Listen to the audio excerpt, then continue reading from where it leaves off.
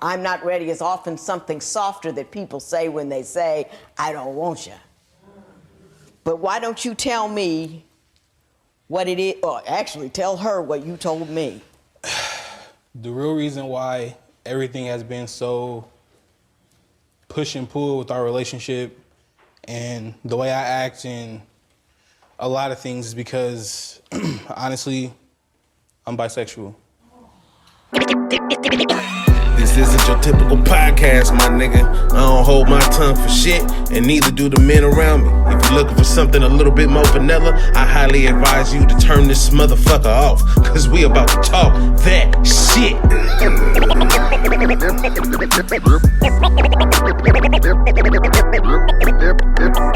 Everything XL.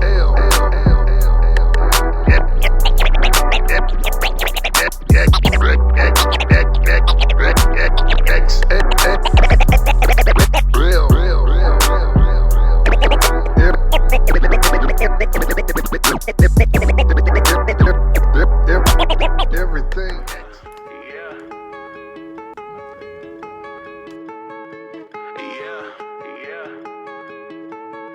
It's Ghetto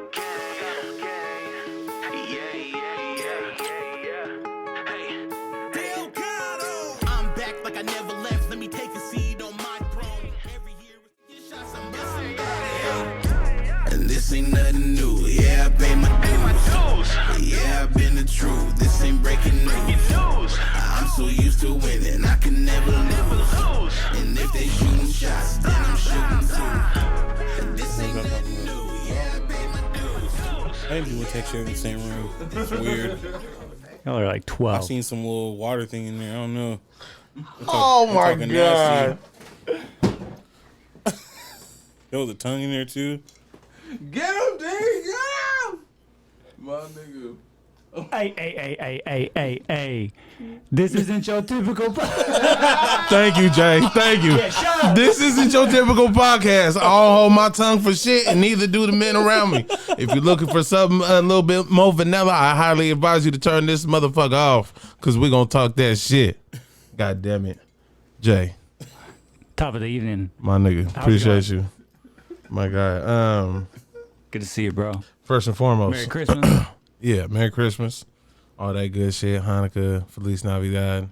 Merry Christmas. You feel me? Yeah, man. 94 ain't here today again. Yeah, Hey. doing family shit. You feel me? I ain't mad at him. That's the homie too. My nigga. Yeah, man. How y'all doing? Good. Good. You have a good holiday? Amazing. For the people watching it, for the people listening, yeah, there's somebody in here today. New voice, new this, new that. But before we get to him, we got Juice in the building. My nigga Rich James. He came through with the Juiced. You feel me? Shout out to them. This episode was brought to you by Juiced. You feel me? Follow them on Instagram. Was it the Big East or Juice? No, yep, I fucked up. Juice, NW, Big Eats _ NW, and at Wavy Water. You feel me? Do I get to go home with some of that? Like Constellation or no? Oh, I mean, damn. I mean, Crickets. I was like sponsored by Juice. I wasn't prepared for that. Oh, okay. I mean, if you want something for the F, you feel me? I mean, you did give me some tequila, so that's, I mean, you know, that's cool. You was thirsty. Hey, parched. Bro, can we get this nigga a fucking bottle of juice? You know what I'm saying? But yeah, man, tap in with the motherfucking juice, man. Shit, I've only had like samplings where somebody's gave me a little bit out of their thing of. Oh no, yeah, I'm copping it's these, hot bro. I cops this. Hot commodity. How many bottles are over there? 1, 2, 3, 4. This is the 5th one. Oh my mama, nigga. What's the cranberry one? apple cran twist. Apple cran twist. That's my shit. But R.I.P. to the Wavy man. Wavy Water. I'm fucking with this one though. When's that new come out? Oh, you talking about the Macc Milliaon one? Yeah, we're in the works. Give me a minute. Give him a minute. You'll see it 22. You feel me? 2022.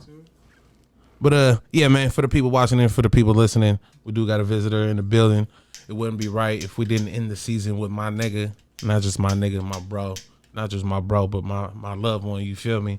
To the right of me, my nigga, Roulette Delgato. What's poppin'? My motherfucking nigga, man. What's up, man? Shit. Can't call it my nigga. What the fuck you been up to? What haven't I been up to? It's a real question. Well, shit. Since I've gotten fucked around and got the what would you call it? A stigma that people don't want to come up here because it's too controversial. You feel me? Yeah. Really? Yeah. I've gotten that a few times. Big instigator. Oh, well, you chose the right one for the last show of the season because, I got can some talk my tea? shit. Huh? You got some tea? It ain't about tea. It's just, I'm an open book, so, I don't hold nothing back. Oh, well, shit. Yeah. Words if you ask him the right question. Oh, bro, this is what I do. You feel me? You thought Charlemagne was ignorant. They ain't seen the fat nigga. Hold on. I know this nigga, bro. Dirty laundry, clean laundry.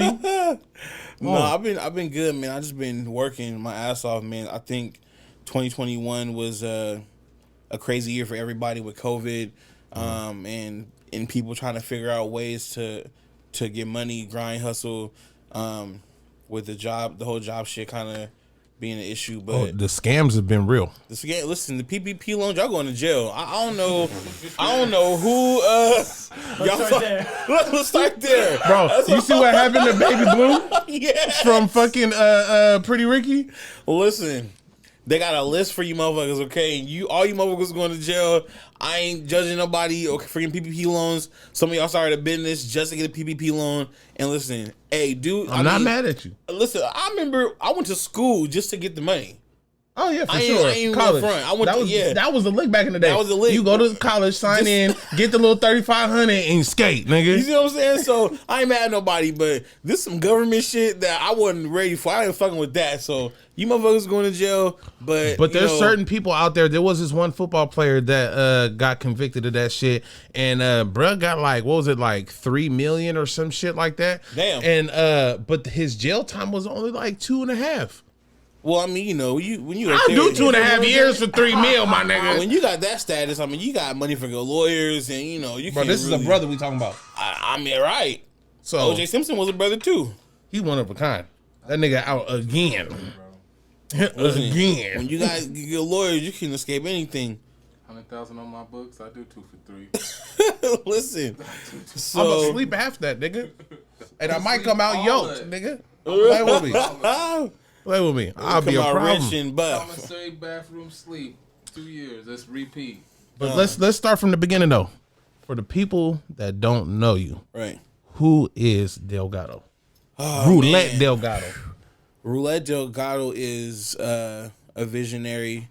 And I say that because I feel like a lot of people don't really understand my aesthetic and like kind of my mind and where I'm trying to go with the things I do with music, fashion, being a public speaker and LGBTQIA plus activist. You know what I mean? Like I do a lot of things. So a visionary, a rapper, singer, songwriter, plus size model, activist, now dancer. Like I'm all over the place. You know what I'm saying? So and just from the beginning, I'm just definitely, I've always been a musician and somebody who wanted to share my gift with the world, but it used to be about just becoming an artist to be famous.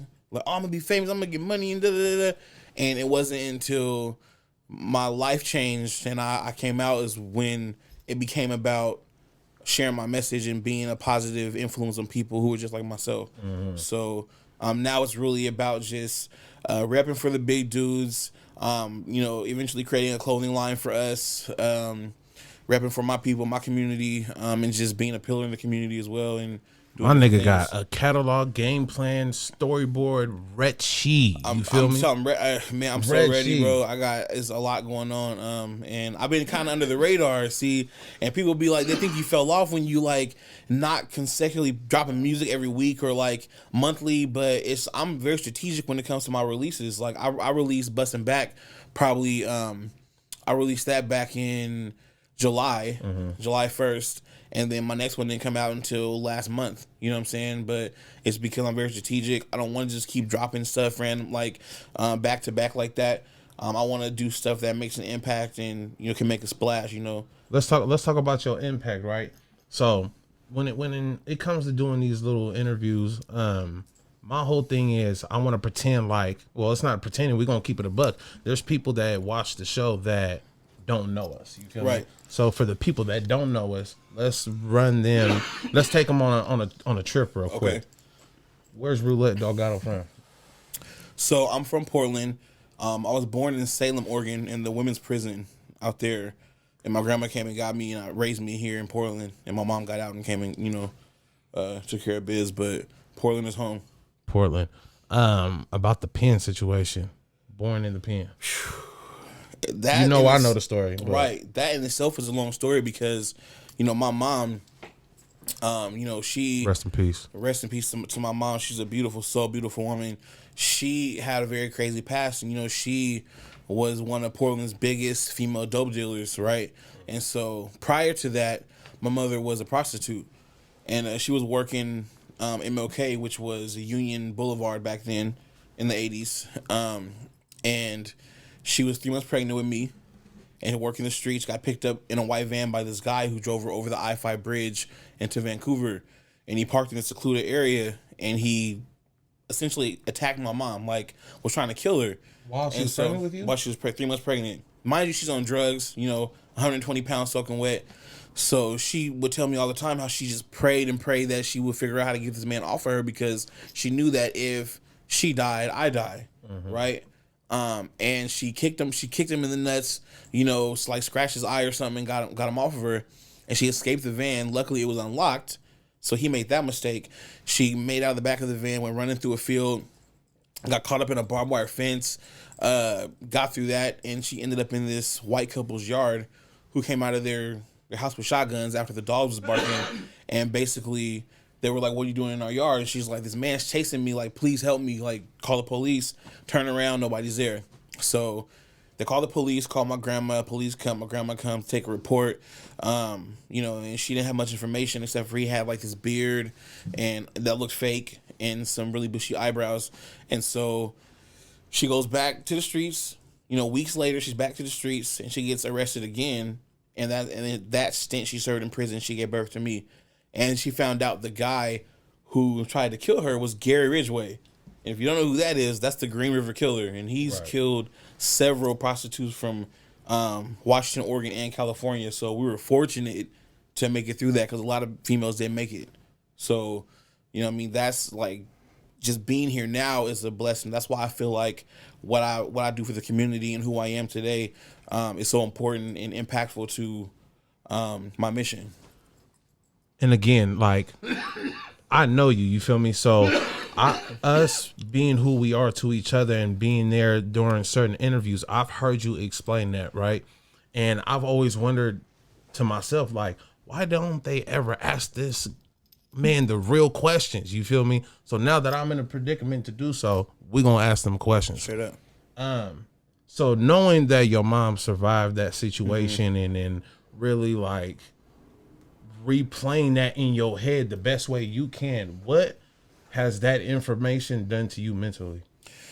Man, I mean, first and foremost, my mom, she later on in life when she got clean and stuff and she joined Narcotics Anonymous out here in Portland. And how many years was she clean? Oh man, my mom had 18 years clean and sober. And so she would tell her story at these meetings and it gave me so much strength to do the same thing. So obviously it was hard for me to come out when I did, but it was easy to talk about it and tell a story because I see my mom do it so many times and be carefree about it because it was like therapy. So watching her do that. How old were you when you understood the story?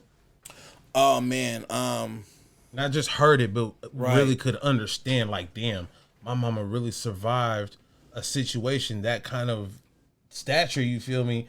And damn, she was pregnant with me. It wasn't until I ran away when I was 12 and ended up in foster care.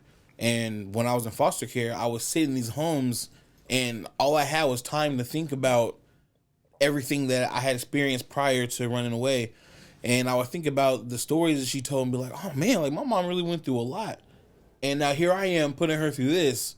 But I had a chance to really sit down and just think about everything.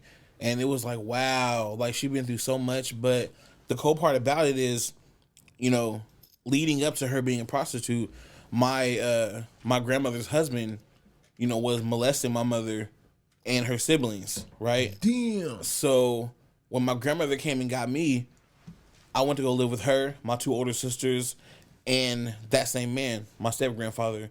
So as far back as I can remember, till about the ages of 6 or 7, I dealt with sexual molestation by this man. So I knew how real it was already, but I didn't put 2 and 2 together until I was older. Like, damn, he did that to her and me. Like, this is crazy.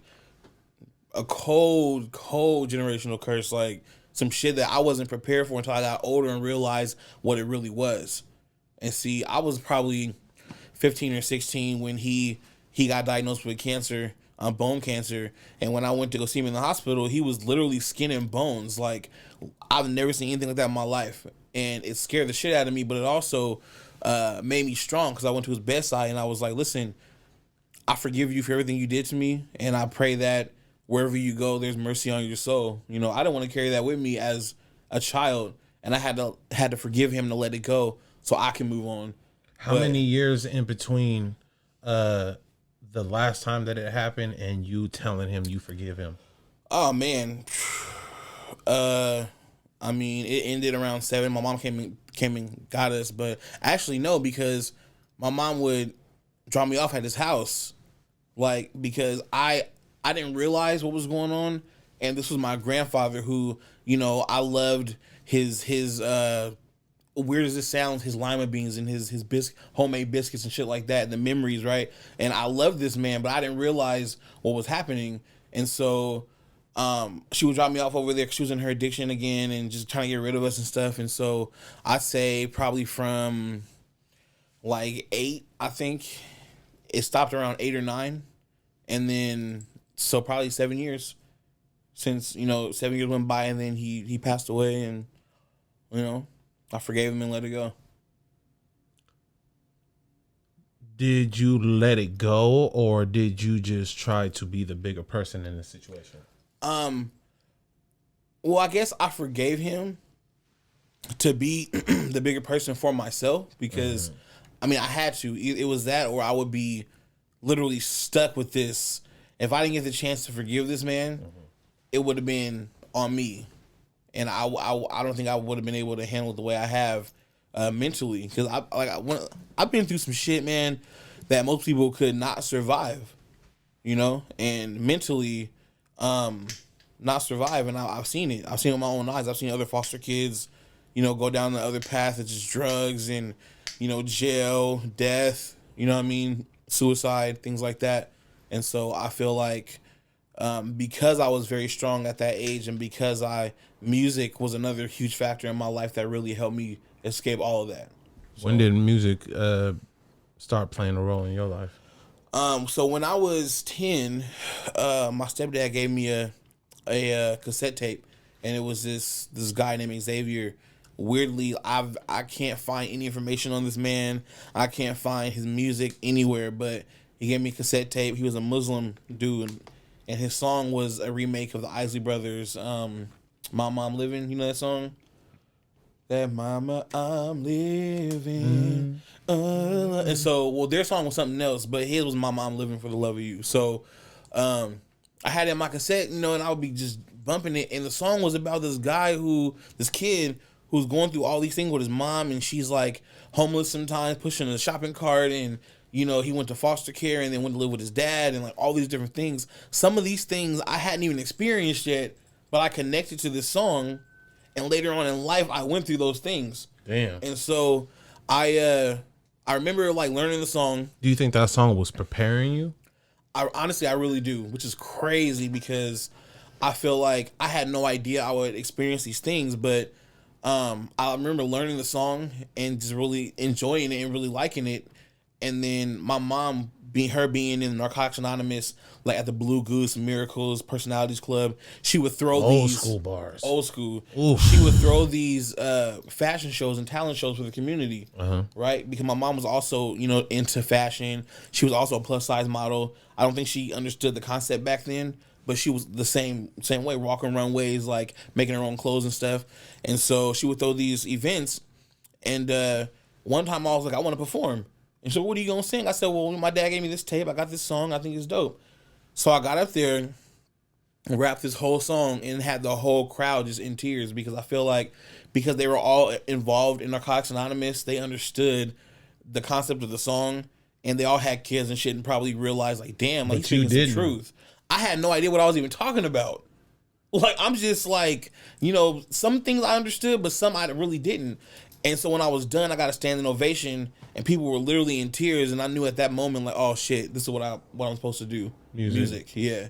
And so from that moment on, it was write my own music, keeping my head just really involved in music, 90s R&B, 90s hip hop, you know, Jodeci, H-Town, Master P, E40, The Click, like the real, like all these types of music was the shit I was listening to and embodying, because my mom listened to it and she introduced it to me. So at that point, I knew that music was like my way out. Deep. Yeah. Deep. With the music,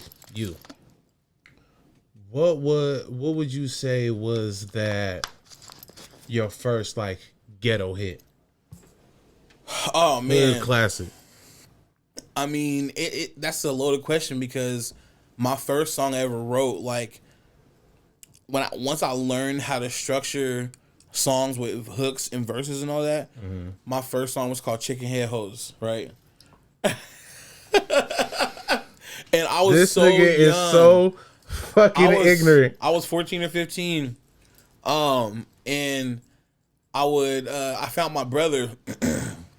It's another long ass. You know my brother Perry. Yeah. So we have the same dad, different moms, right? He's older than me. And so I had a substitute teacher one time in middle school, and she was like calling roll, and she's like, hey, I teach a student named Perry Lambert out in Beaverton. You guys look alike. And I was like, oh, I heard I had a brother named Perry, but I never seen him or met him before. And I was like, give him my number, but she couldn't. So I gave her, or she gave me, I asked for his number. She said she couldn't do it. So I gave her mine. And then he called me, and I went and met him at Lloyd Center at Mr. Rags. And the moment I saw him, I was like, oh, that's my fucking brother. We look dead That's how alike. y'all met each other? Yes. Shut the fuck up. Yes. And we look dead alike. I was like, that's my brother. My dad has 13 kids. So, you know, it was bound to happen. Does your dad just have a lot of kids, or does your guys' family have a big family? I mean, the Lamberts are huge. We're like one of the biggest families in Portland, but my dad definitely has a lot of kids. Him and his brother. So the fact that side of the family has a lot of family members, your dad having as many kids as he didn't help. I mean, I wouldn't say it didn't help, but he definitely added to the equation. Oh yeah. So that's how me and Perry met. And so that nigga was sticking and moving. While I was in foster care, my brother took me under the wing, and I'll be out in Beaverton a lot, which seemed like such a journey because I was so young. Hey, you didn't that's far, bro. I ain't gonna lie. On the Max, I'm 30, nigga. I'm not getting on that Max going to Beaverton. It seemed like a whole journey, right? So, you know, I'll go out there, kick with my big bro and his friends and stuff. They'll make me freestyle, which I hate doing. I'm not a freestyler, and so shut the fuck up. No, like actual freestyling, like I'm not a fan of it. Like I can freestyle, but I'm not like, that's not my MO. I like to write songs and hits, and like I know you like to write, but like when you think of a freestyler or someone that spit bars, I definitely put you in that top 3, nigga. Top 3? Oh god, for the town. Oh, like writers? No, just like niggas that can spit. Oh, it would be you, J Lava, and Mighty. Absolutely. Off top. And you know what's crazy is like you see these top 10 lists and you see so much bias, right? And it's because it's like, oh, my homie. But those 3 you just named, I will literally have to say some of the best rappers in Portland. And people will downplay and be like, oh, well, you know, ask so-and-so this and that. But I mean, there's just a lot, like there's people like, let me say, okay, me, J Lava, Mighty, Mike Capes is Mike Capes, dope rappers to me. Marty, definitely Marty, and it's people that like you know are really dope, right? But then you see these lists and be like, who the fuck is that? Yeah, like, came out of left field. Never heard of them. And then they'd be like, oh, well, they have 1 million views. So what? Are you a dope rapper? You see what I'm saying? And you see these lists and be like, but people like from my generation, they say we played out, we're washed up, we're this, we're that because. What is your generation? I mean, I'm 35, so I've been through several generations of Portland music, right? Mm-hmm. And I feel like people don't respect the fact that we come from the earlier stages like of Portland rap. Like you got people like Cool Nuts, who clearly is like one of the pioneers of Portland rap. Right. I feel like what people like when it comes to him is like who else from his generation is still doing what they do. Exactly.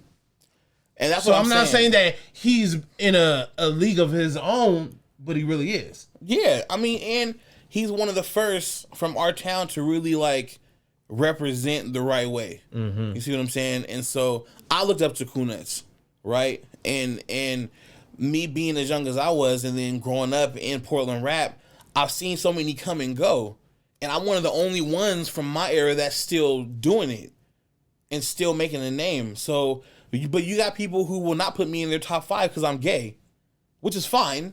But niggas can't out-rap me. Hold on though, because just like how we was talking earlier with Said It, you feel me? That when did that song come out? 2015. Superhuman came out in 2014. 14? The first one, yep. Is that what that song's on? Is the first one or the second one? First one. You ain't came out the closet yet.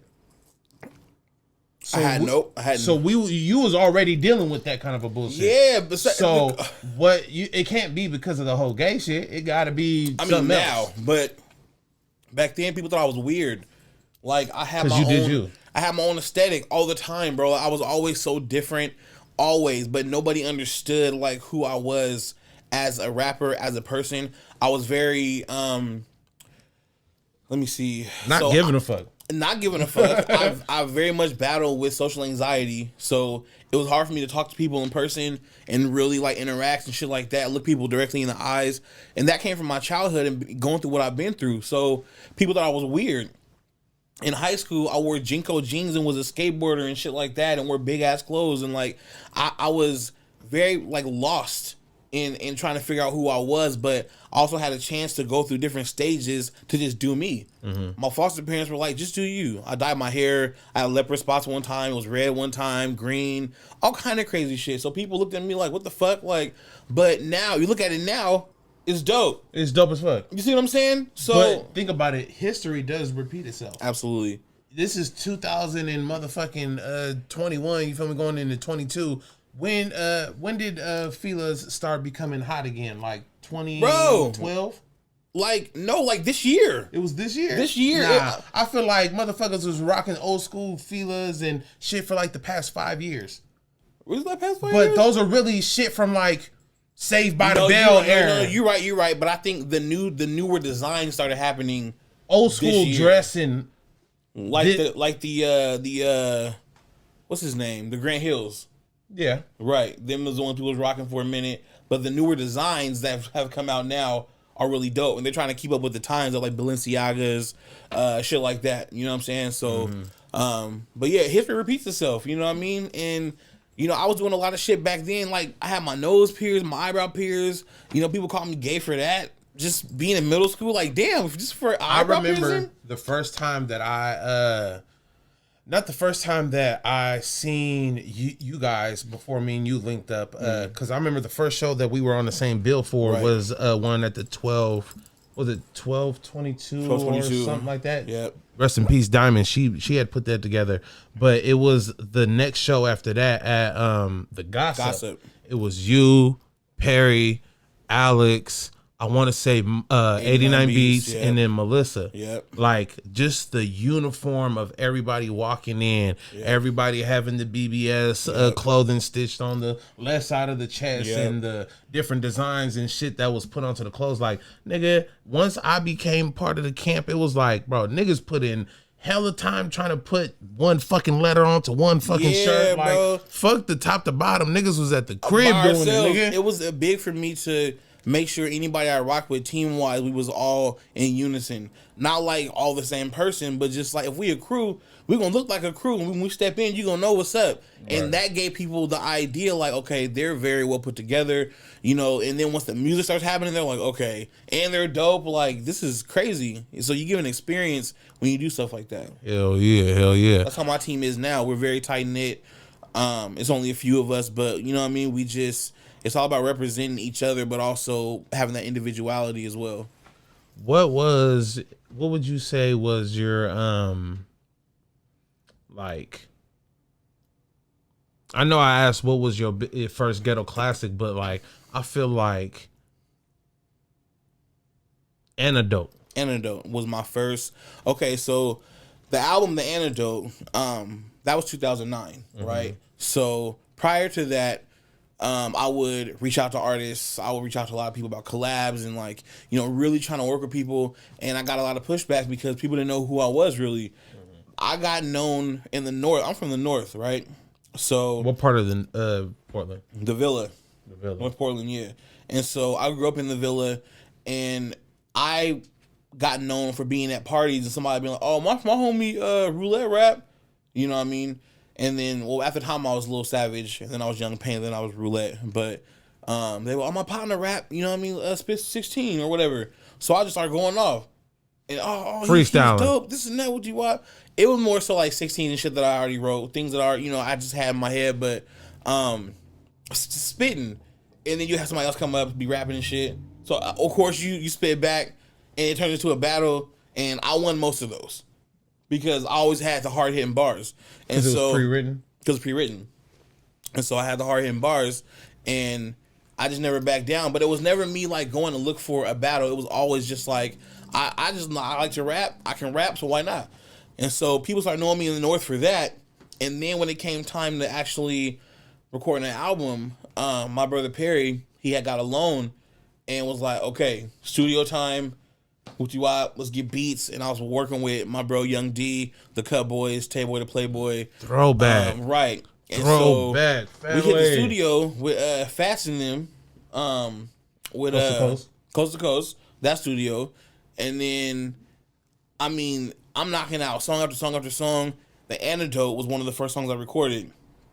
And that song was the one that really got people's attention. Like, okay, this dude is dope. And I'm talking about selling dope, you know what I'm saying? Fofo make you backflip, yada, yada. But this is the things that I saw growing up. I grew up in this environment.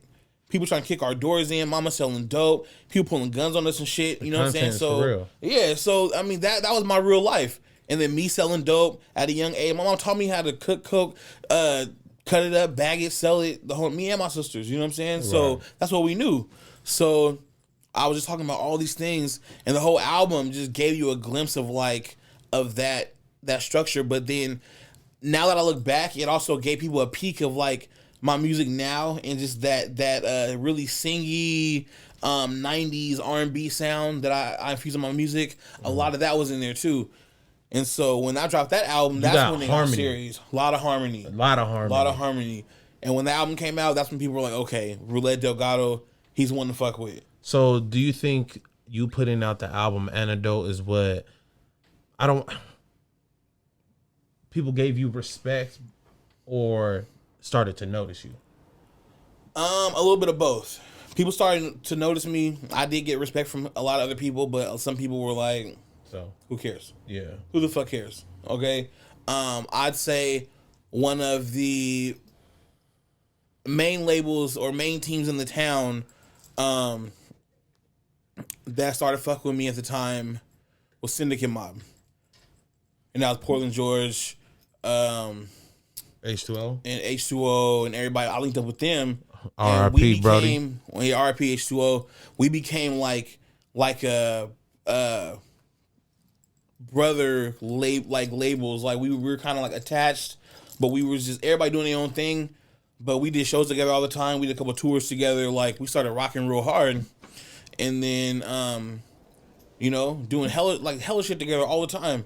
And then was one of the first people that really go, all right, let's embrace Delgato. He's dope. We started doing songs together, and the flow was just there. Then I think we did It was the New West movement. Then we did that. And there was a lot of us on that too, like Monsters, C4. It was a bunch of us. Like it was a conglomerate of people. And so things changed, you know. I ended up coming out in 2014 and a lot of people was like, you know, and you know, I usually in interviews I talk about how Portland hip hop turned their backs on me, and that's not right. That's very incorrect. It was just certain people that were just like, we ain't fucking with you, which is, you know, at the time very heartbreaking. 'Cause I'm sensitive. I'm a Pisces. I'm a sensitive dude. And I felt like, damn, like if you know me and you know how I am, I've never been dishonest about anything, but of course that because, you know, the stigma about being gay is that nobody wants to work with you or they're going to think that you're trying to get at them and it really is not. I've never been that person. I've always been very genuine, but I was not honest about my sexuality because I knew people would not want to fuck with me. How long were you in denial for or in the closet? Since I was a kid. I knew I was 8 years old. I knew I was 8 years old when I was going to the public pools and shit and, you know what I'm saying, like being in school and certain attractions to different sexes. I was attracted to both. I always knew what it was, but I just didn't understand it until I got older. But didn't you say that the shit with your grandfather stopped at that age? 8, yeah. So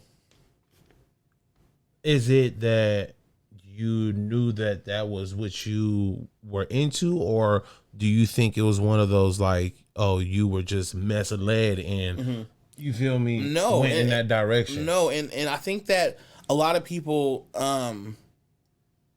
like to say that's why some dudes or most dudes are gay because they go through child molestation, but that's not true. I know several people who've never been molested before in their life. I know people who were molested by women, like grown women, or like who are never molested ever and still are gay. Like, and I don't think that's what it was. It's just that it's the feeling. Like, I know guys who are molested by grown men and are still straight to this day. You see what I'm saying? It's like, but they have a resentment towards men, or like a resentment towards that person. But I personally believe that that's not why I turned out the way that I am. I think before it was already destined. So regardless if that would have never happened, you feel you would have still been the same person you are today? I do. Okay. I truly believe that. And, you know, I mean, do I know that for sure? Scientifically, no. But that's just what I feel personally because of what I've seen and growing up experiencing and just knowing other people. I think I'd still be the same person. Okay. So since we on that, you feel me? Before we get into the how it came out, you feel me? I got a question about the whole situation. Yeah. Being a person that does play on both sides of the fence, you feel me? How were you able to be in relationships with females knowing that you felt that way? So I'll say this: when I first came out, I was like, I'm bisexual. And then I said, no, I'm gay. And then I said, no, I like both.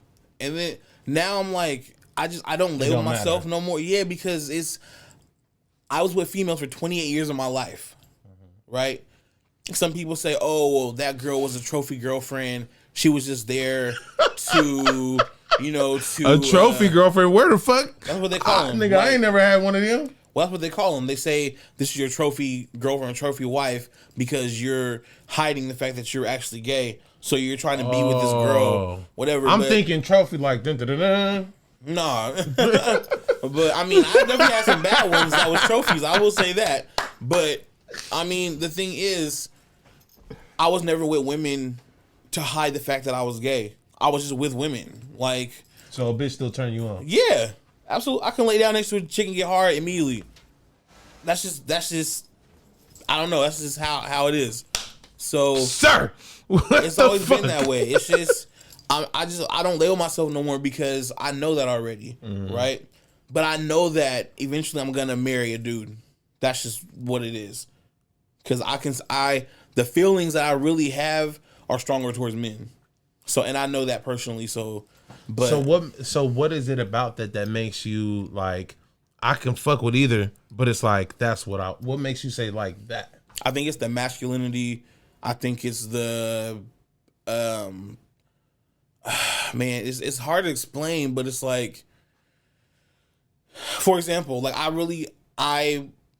like people of all walks of life, friends wise, like, you know, I love everybody, but attraction wise, I'm not attracted to really feminine dudes like that, because so the gay men that do the, you feel me? That's not what you fucking with. do it again. No, fuck you, nigga. the broken at the flip wrist. of the wrist. Don't do that. Don't do people like that. Don't. Do I'm that. not. I'm trying to. You feel me? Understand? I mean, yeah, just feminine dudes in general. That's just not my. You know, I like masculine dudes. I don't know. It's something about a masculine dude that, like, I don't know. It's hard to explain. I have a type too. It's just, I don't know. My friends will tell you better than me, but Oh, now that I understand and I know, everything makes sense, sir. This nigga, bro. Anyway. that's funny. So, to how it came out. 'Cause I never forget this shit. Oh boy. So basically, I had this producer that, you know, I had a producer who first was like on the music shit tough, like, oh, let's just do music, yada yada. And he was living in North Carolina, and he hit me up, you know, about the beats and sent me some beats. That was dope. You know what I'm saying? And I did a couple songs, like my song Go, one of my experimental songs that was like up tempo, kind of like clubbish, yep. And so he ended up coming to Portland. We're working together, doing music. So, Cuz is really from out there? Well, he's from here. Oh, okay. From Eugene. So then where the fuck did North Carolina come from? He was living out there with a dude. Oh, okay. Right. Makes sense. So he came to Portland, we're working and stuff like that. He had already prior was like hitting on me and stuff through the, you know, inboxes and all that, but I wasn't really falling for it. And then I finally like opened up and was like, okay. How did he know? He just, I don't know, just guessed, and then, you know, he just happened, he got lucky. So at the time I was dating a girl, and I had fucking Morgan, guys. I had we would like break up over stupid shit, right? And so like I never cheated on her with this person, but we would like break up over dumb shit, and that's when things would happen. You see what I'm saying? And so after a while, it just, the female you talking about, is it who I think it is? Yeah. Okay. And so, you know, things were happening for a while, and the rumors started going around, and then because Morgan, 89 Beats, and another person that was on the team got really close, he started telling her the business. And so then whenever she got mad, she'd be like, I know too much. I'm like, what are you talking about? What do you know? And she wouldn't tell me. So finally she was just like, well, he said you guys are doing this, you guys are doing that. What made her even like get mad and want to start running off with the mouth? Well, what happened on New Year's? What happened on New Year's?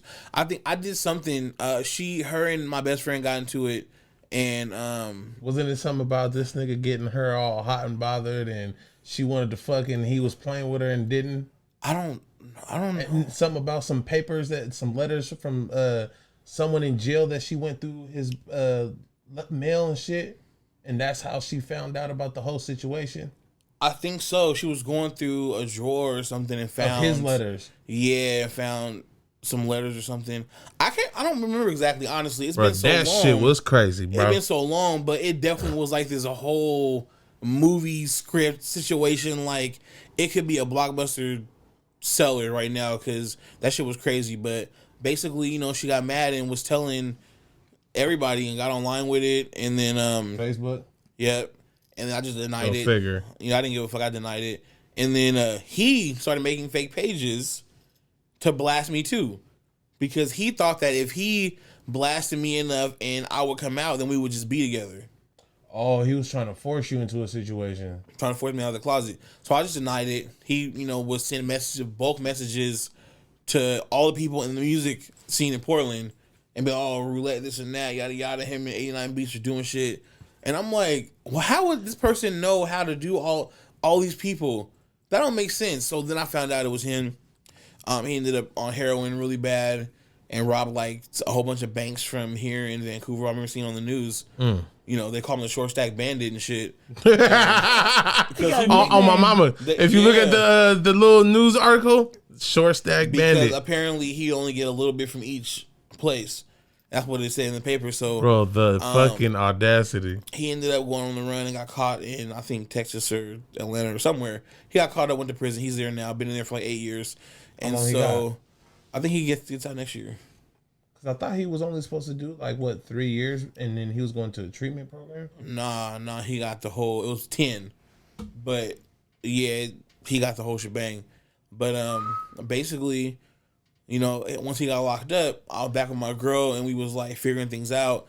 But I had came out to her. I sat her down with my best friend at this restaurant and told her like, look, I'm bisexual. I don't really know where my brain is right now. And she's like, well, do you still want to be with me? Do you love me? I'm like, yeah, I love you. Like, I wouldn't do all this and go through all what we've gone through if I didn't love you. Wait a minute. So, if you and your best friend sat down with her and told her that, what's the whole deal with the fucking divorce court shit and why she act all dumbfounded?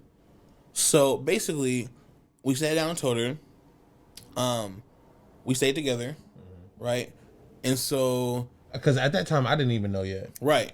And so the plan was that year in April for me to move down to Atlanta, and live with my cousin, start working, get a crib, and then she'd come down with her kids. We'd be together down there.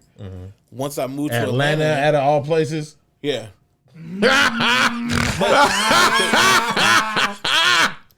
That's fucked up. Bro, I'm just saying, I'm listening and I'm paying attention. You just came out to your woman. You're out the closet. We're gonna move to Atlanta. But the thing is, I'm so disconnected from the gay community at this time that I don't even know that Atlanta's like one of the capitals of like. Sir, I really didn't because I that's not. It's either Frisco, Portland, or Atlanta. I really didn't know. I knew Frisco for sure, but I didn't know Atlanta was like that. Frisco's old school. Yeah, and very white. Yeah, that's old school gay. So, once I got there, I didn't even kick it with nobody in Atlanta. I didn't meet nobody. I literally was at my cousin's house. You ain't never went to them all white parties? No. I mean, we did some concerts and did some shows and I met people, but I never kicked it with nobody like that out there and spreading my wings like that. And so, were you still kind of shy in your gay? Absolutely. Okay. I had just came out to my girlfriend, so I was really like, trying to figure it out. The only reason why I asked that is because it's one of those things where niggas break up with their chick in the first 48 hours they done fucked like 3 bitches. You feel me? So man. It's like if you just came out the closet and she cool with it, you in Atlanta, it's party. That wasn't me. And so basically, I get there and the situation wasn't what I thought. So I'm with my cousin, we doing good, but I didn't have a whip, so I couldn't really move around like I wanted to. So I couldn't really accomplish a lot. So I had a job and shit, but there was no way I was going to get a crib and all that. So I ended up coming back. And my nigga came back to Portland. And actually before I came back to Portland, I was online on Craigslist trying to find opportunities like out there in Atlanta that were like TV, media stuff that I could like get into, reality shows, stuff like that. So I found one and it was like, would you like to come on our show and talk about your marital issues or your premarital issues, blah, blah, blah. Hit them up. It's divorce court. And so I'm like, oh, that would be dope. So we're going back and forth. The contact started A and she agrees. They cut that part out. Don't put her name in this because I'm not. I got you. I'll put the. Okay, so basically, I didn't mean to say that. They contacted her, and then she agreed to be on it. So then, initially, my best friend was supposed to be on it too, but she backed out. Right.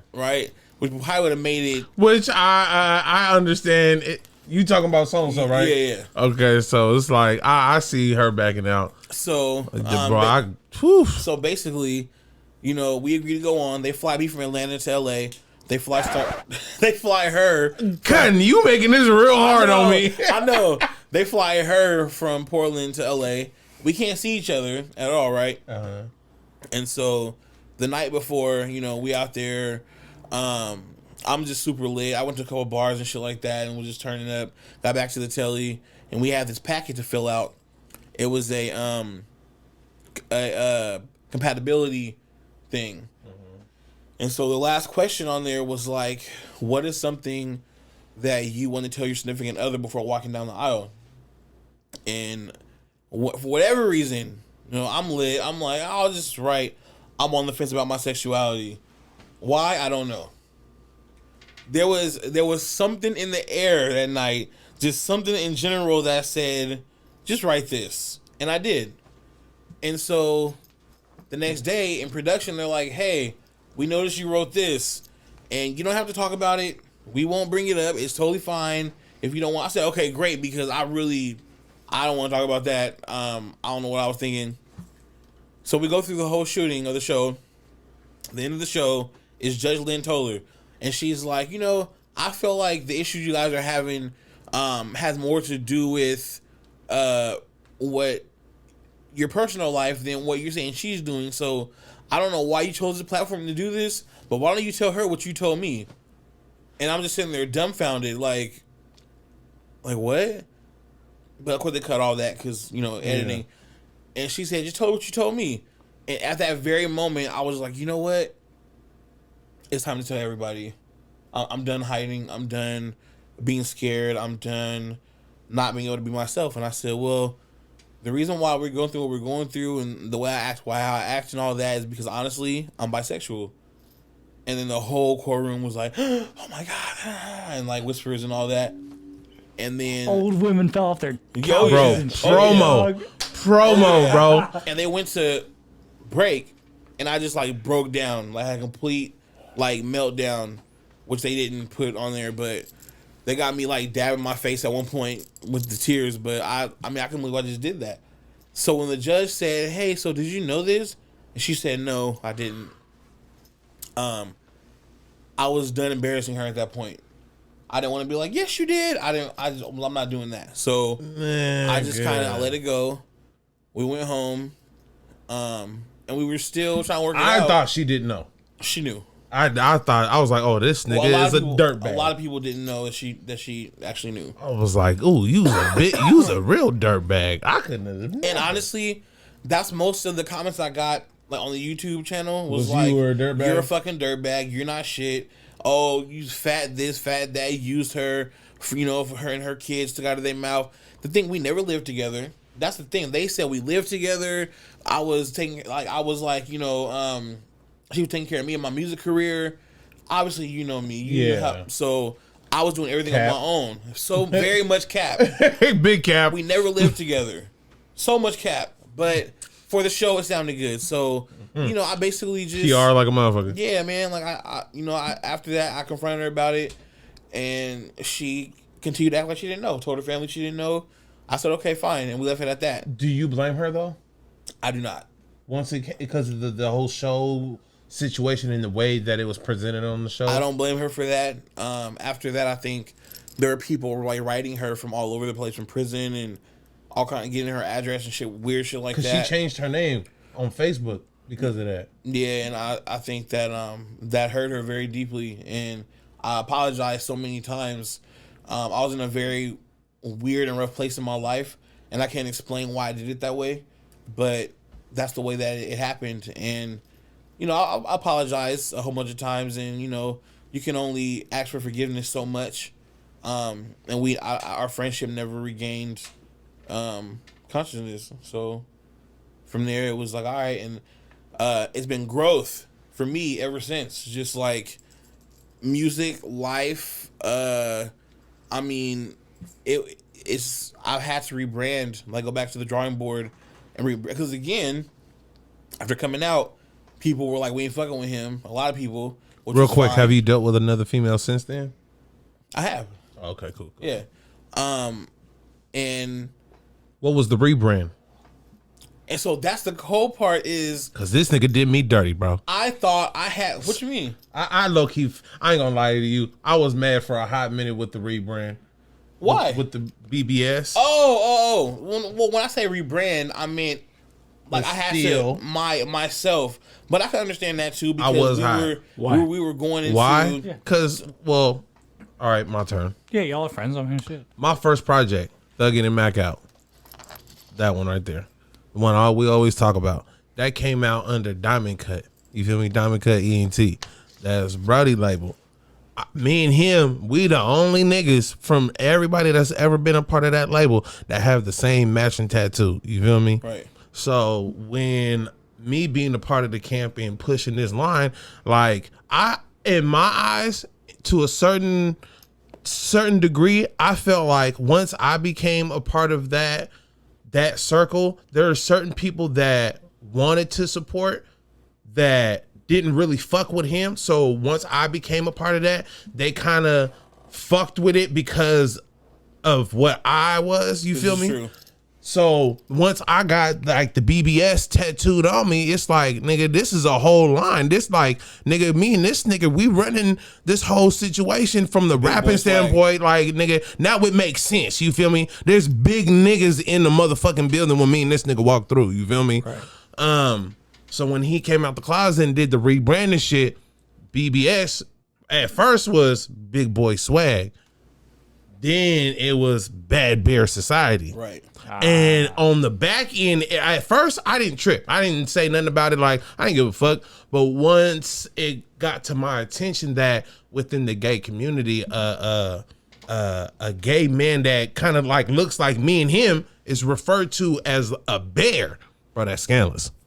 It's not scandalous. Not really. In a way.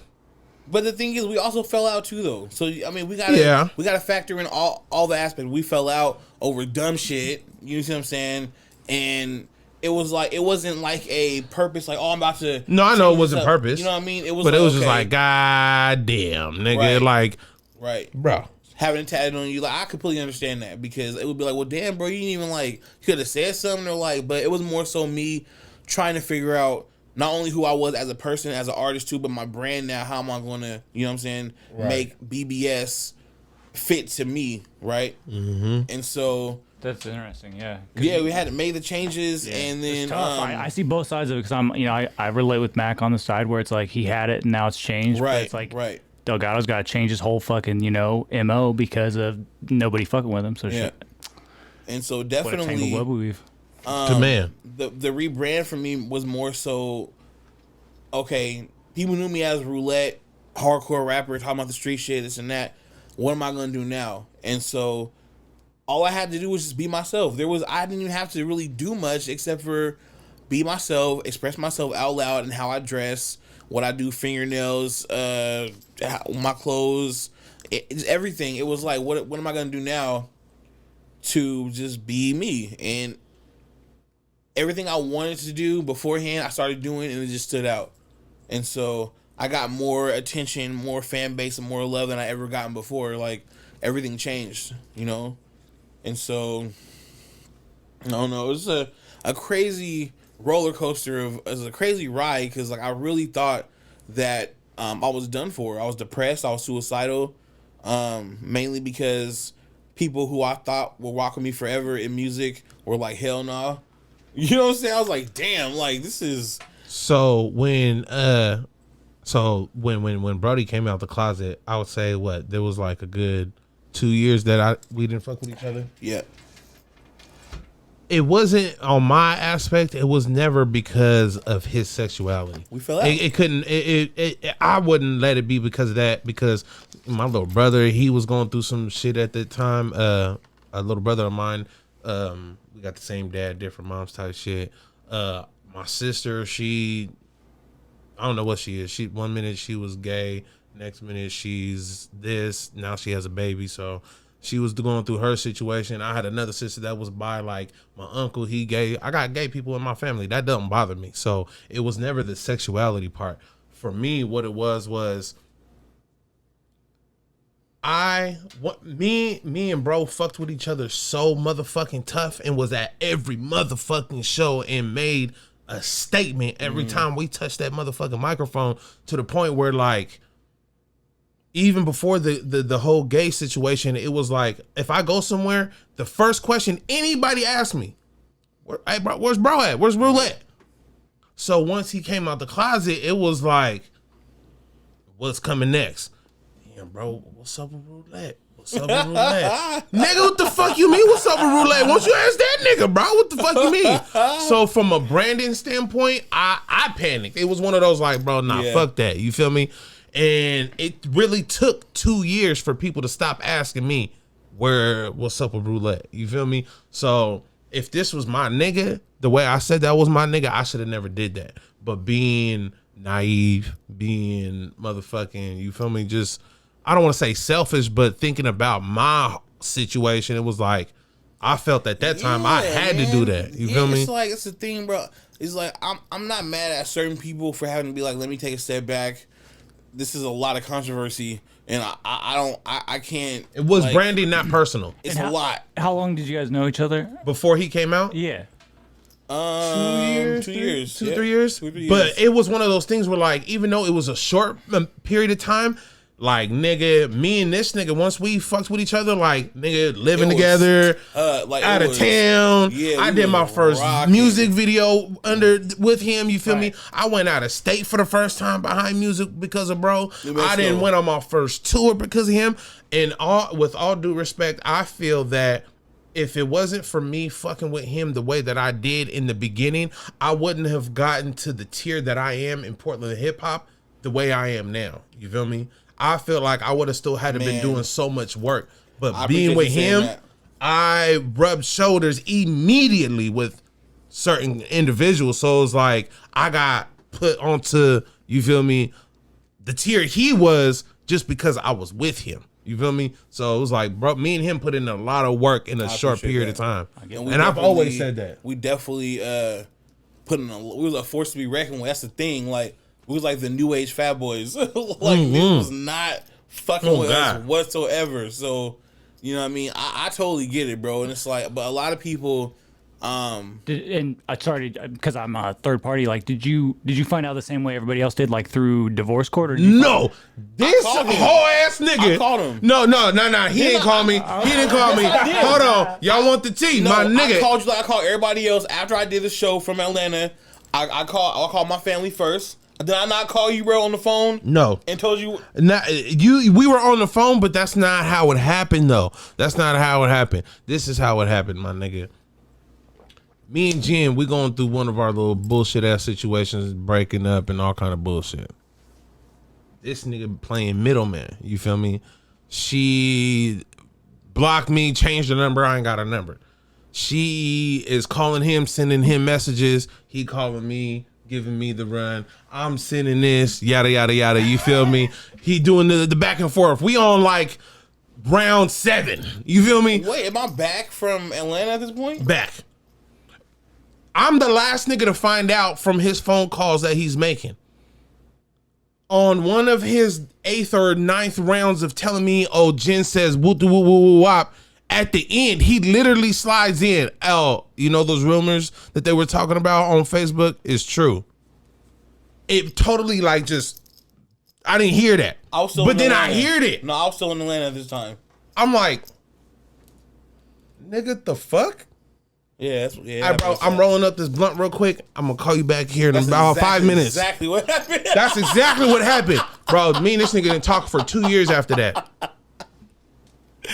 That's funny. Immediately, bro. I was like, whoa, fuck the bitch. Like, I'm not mad about her. Well, cause you said what, nigga?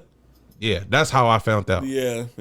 And that was a couple of weeks before the TV show. So by the time it aired on Divorce Court, I already knew. It didn't air. So to see the version of Divorce Court, I was like, ooh, this nigga scandalous. A lot of people that I called knew prior because we shot the episode in August and then the actual episode didn't air until October 3rd.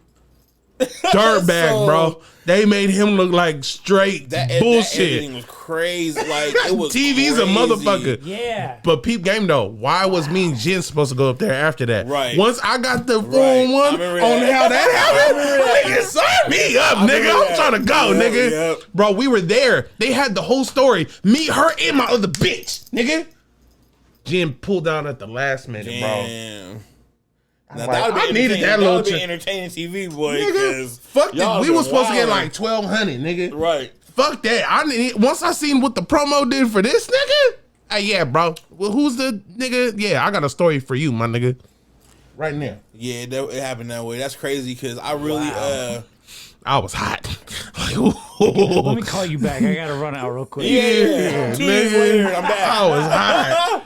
Nah, Nigga, but that really changed my life. It definitely it changed a lot of people too, man. Like, I remember going through this depression and then realizing that I never really lost any friends because my real friends was still there. Even if it was 2 years later. You see what I'm saying? It was like, so it took people a minute to come around, like, okay, I know this man, so, you know, this is still my bro, this is still my friend.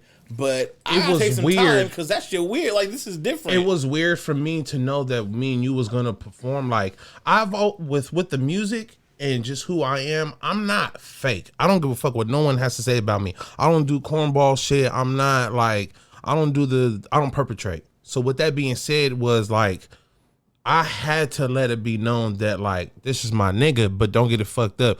I done did some weird ass shit. You feel me? So I'm not gonna sit here and pretend to these people like me and him was just super close and not give them not give them the backstory on what was going on. So I took it upon myself to, you feel me, talk about some shit and why I ain't fuck with them like that. So I thought that me and you performing that day, like, that meant a lot to me. You feel me? To know that me and my nigga back doing what we do best. You feel me? Like, fuck yeah, nigga, you tripping? Yeah, it's my nigga. And I appreciate that a lot because a lot of people couldn't even do that. It was a lot of people were just like, no, this ain't my cup of tea, and it's fine. And it's weird to me now because I see a lot of people like, oh, Roulette don't support me, this and that, but it's like, you niggas do not fuck with me. There's a lot of people that who just don't, they don't fuck with me publicly, but they'll fuck with me inbox or like when they see me, oh, what's up, Roulette? I'll see you publicly. No, what you eat don't make me shit, bro. Point blank, period.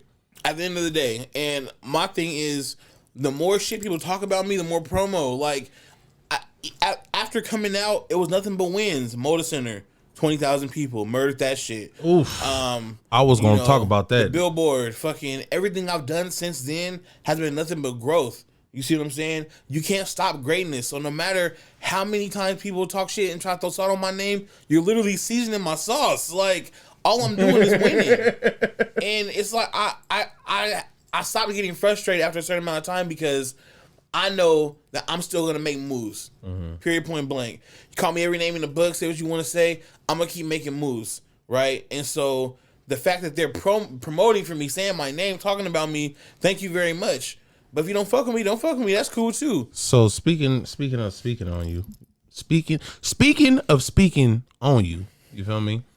There's been some chitter chat lately. Yes. Oh man.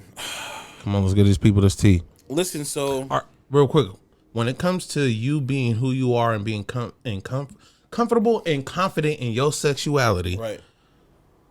Do you approach men or do you let them approach you? Both. Literally both. When you approach them, what is your normal, like, respectful checklist to see if a person is gay or not? See, well, I can't give my formula.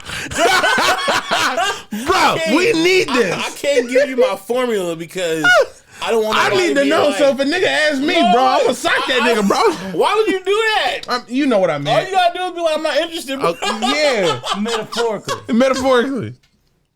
Like, hey, hold on, bro. My bro gay. He said if you say that, that means you searching, bro. Wrong party, sir. That's number 3 for my list. Yeah, that's number 3, that bro. Is fucking hilarious. Listen, here's my thing though. If there is a checklist. If somebody says I'm not with that, and you continue to keep pushing the issue. If you get punched, don't be surprised. Don't call for backup. Here's my thing. I don't like when Because the community people make coming. us look bad, and that's when you're steady. I don't give a fuck how fine you is. If you say no, okay, we good. But if I know for a fact you're like that, or I have any idea, like you say, I have a round of questions I might ask you, and then see what the answers is. Then okay, based off of that, okay, nah, you really ain't like that, whatever. But if you is, then what's popping? Also have a type. You know what I'm saying? You know, if you know me. He like Mexicans and white boys. I said it. If you know me, I said it. You know. And I only go after people that Justin Timberlake. Geeks and I don't know. It just depends on the person, but in reality, Tequila. I'm only going to pop my shit if I know that you're like that, or if I met you prior on a site or something. You know what I'm saying? Something like that, right? So about this tea. So there's this girl. I thought I wasn't gonna say her name, but I am, because at the end of the day, it needs to be said. Jessica Elise Rose. Everything XL exclusive. And I only say her name because she talks about me every single day. Every day. Like, every day somebody, oh man, you see her live? Oh, she said this. Oh, she said that. I've had people come and say, yo, I'm friends with this girl, Jessica, and she was on live talking about you and your team, and I looked you up, and you're hella dope. Like, you have a new fan. You can't pay for that kind of promo. Bet. Right?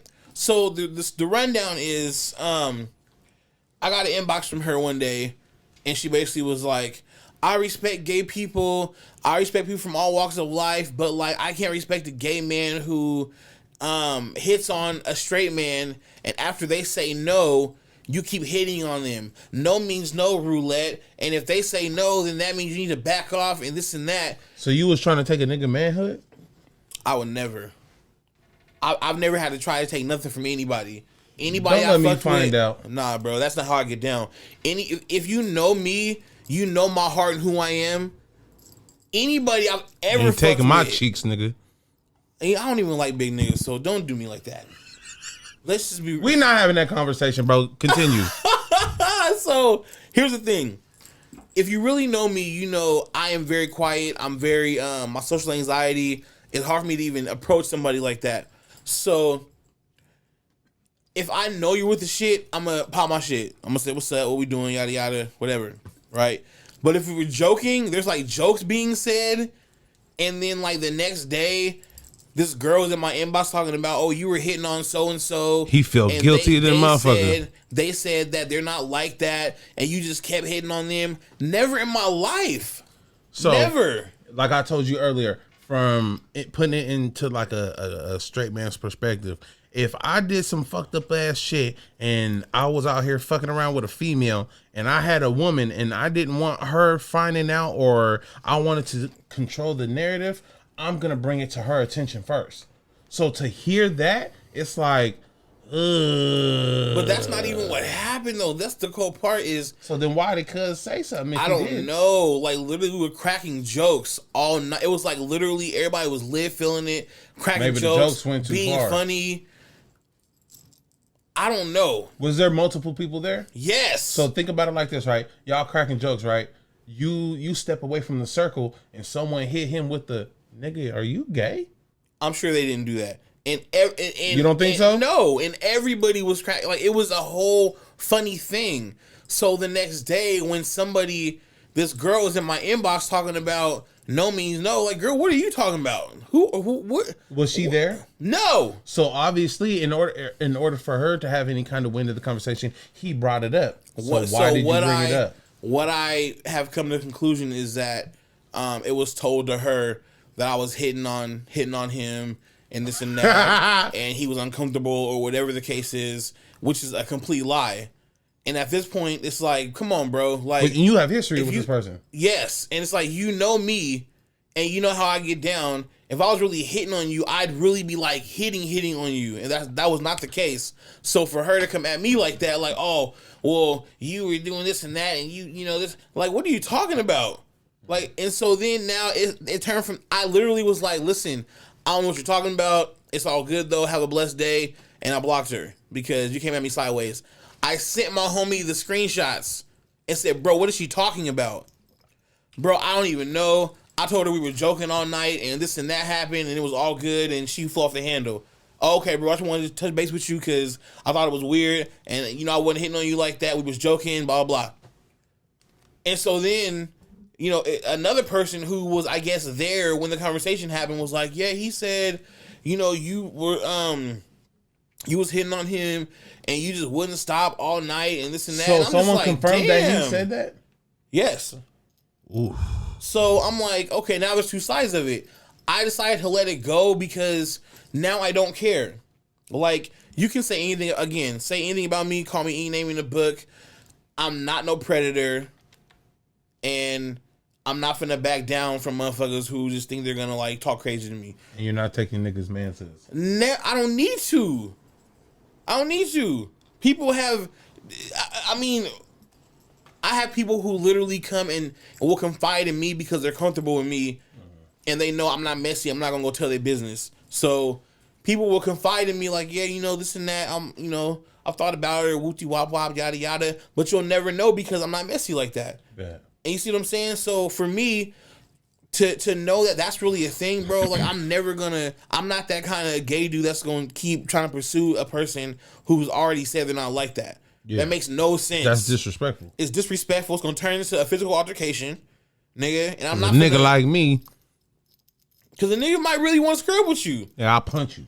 You see what I'm saying? And so it makes no sense to keep like trying to press the issue if they're not like that. Mm-hmm. And I hate when people do that because it makes us look bad. So all that shit happen for no reason. Now every day, when you say us, you're talking about the community. About the community. So every day she's on live or on Facebook. Oh, Roulette's a drag queen, blah blah. Bitch, if I wanted to be a drag queen, I would and be very proud of it and do what the fuck I want to do. First of all, second, this bitch is fucking all kind of rappers in Portland. I ain't gonna name no names, but the bitch is a hoe.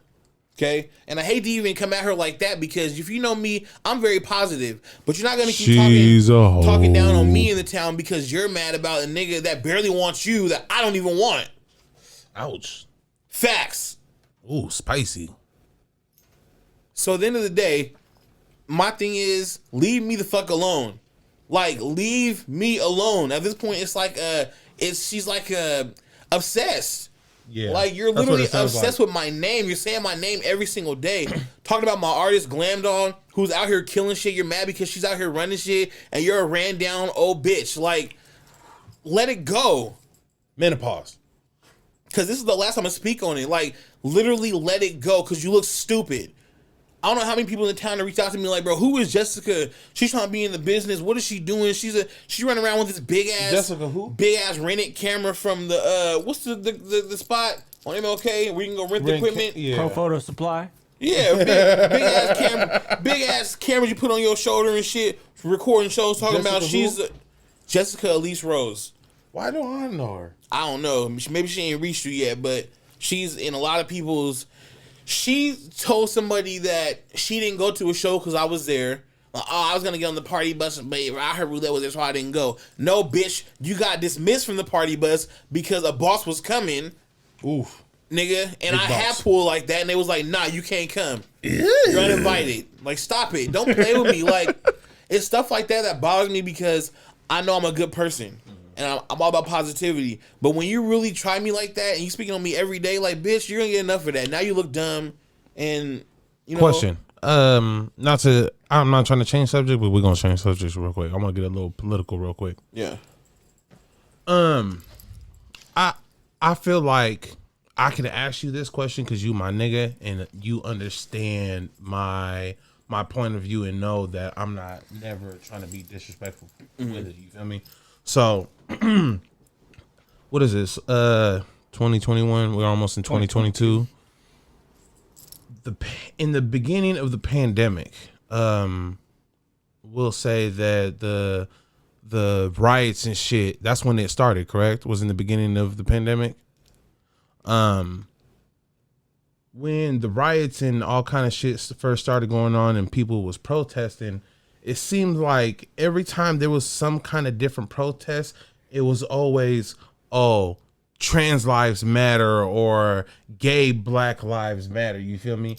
When it comes to you and what you identify in, are you a black man first or are you a gay black man? I mean, I would say I'm a black man first. So you being black means more to you first before your sexuality? Well, yeah, because Okay. I mean, before I knew about getting bashed for being gay, I knew about being bashed for being black. Yes.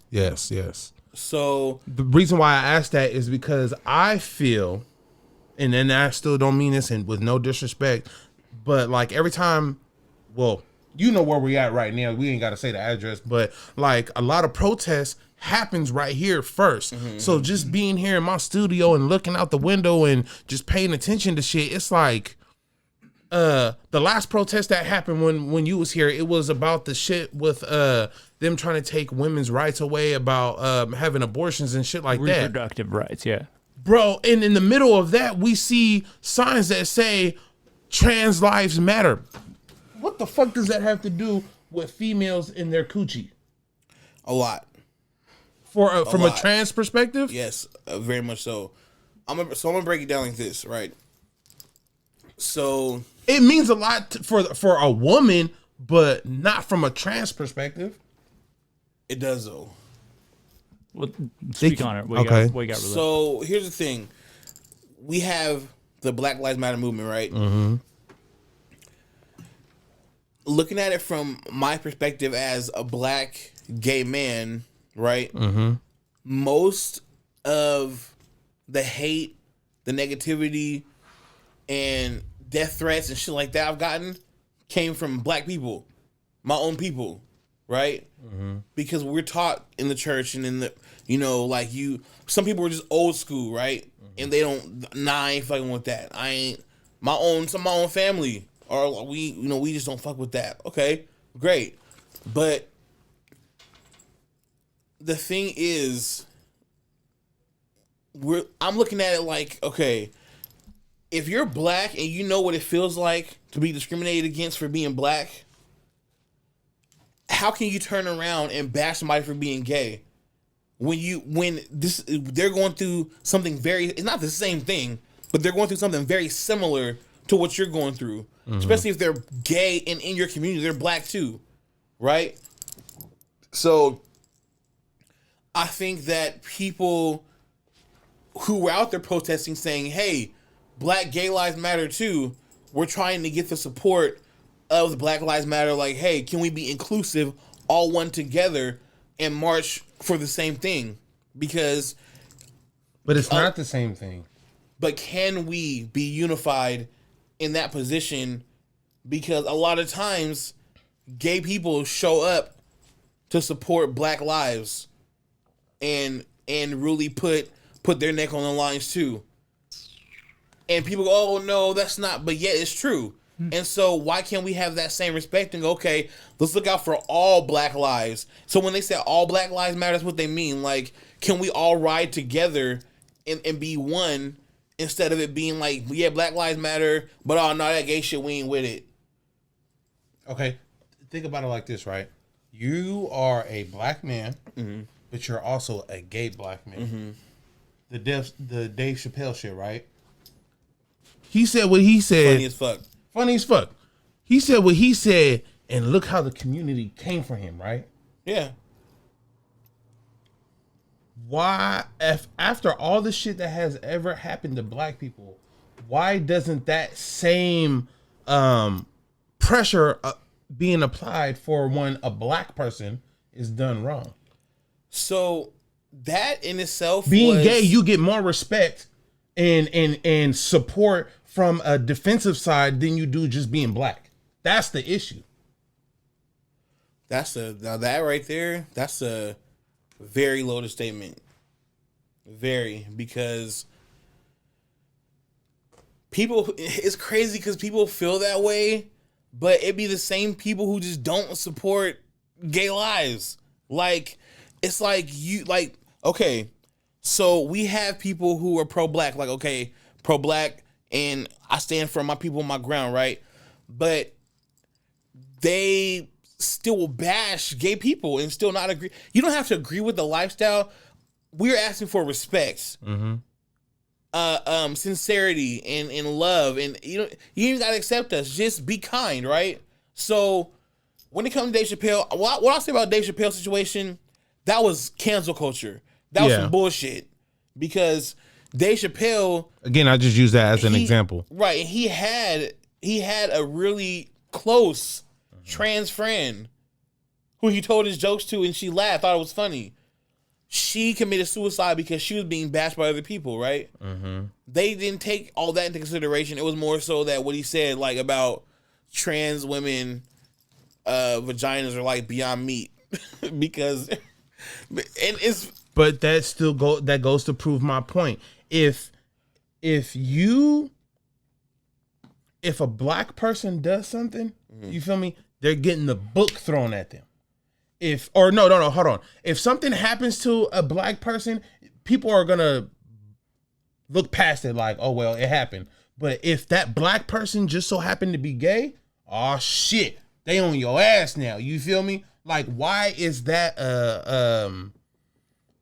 Why don't black people get that same kind of? You feel me? Like, if you do something to look, we're in America.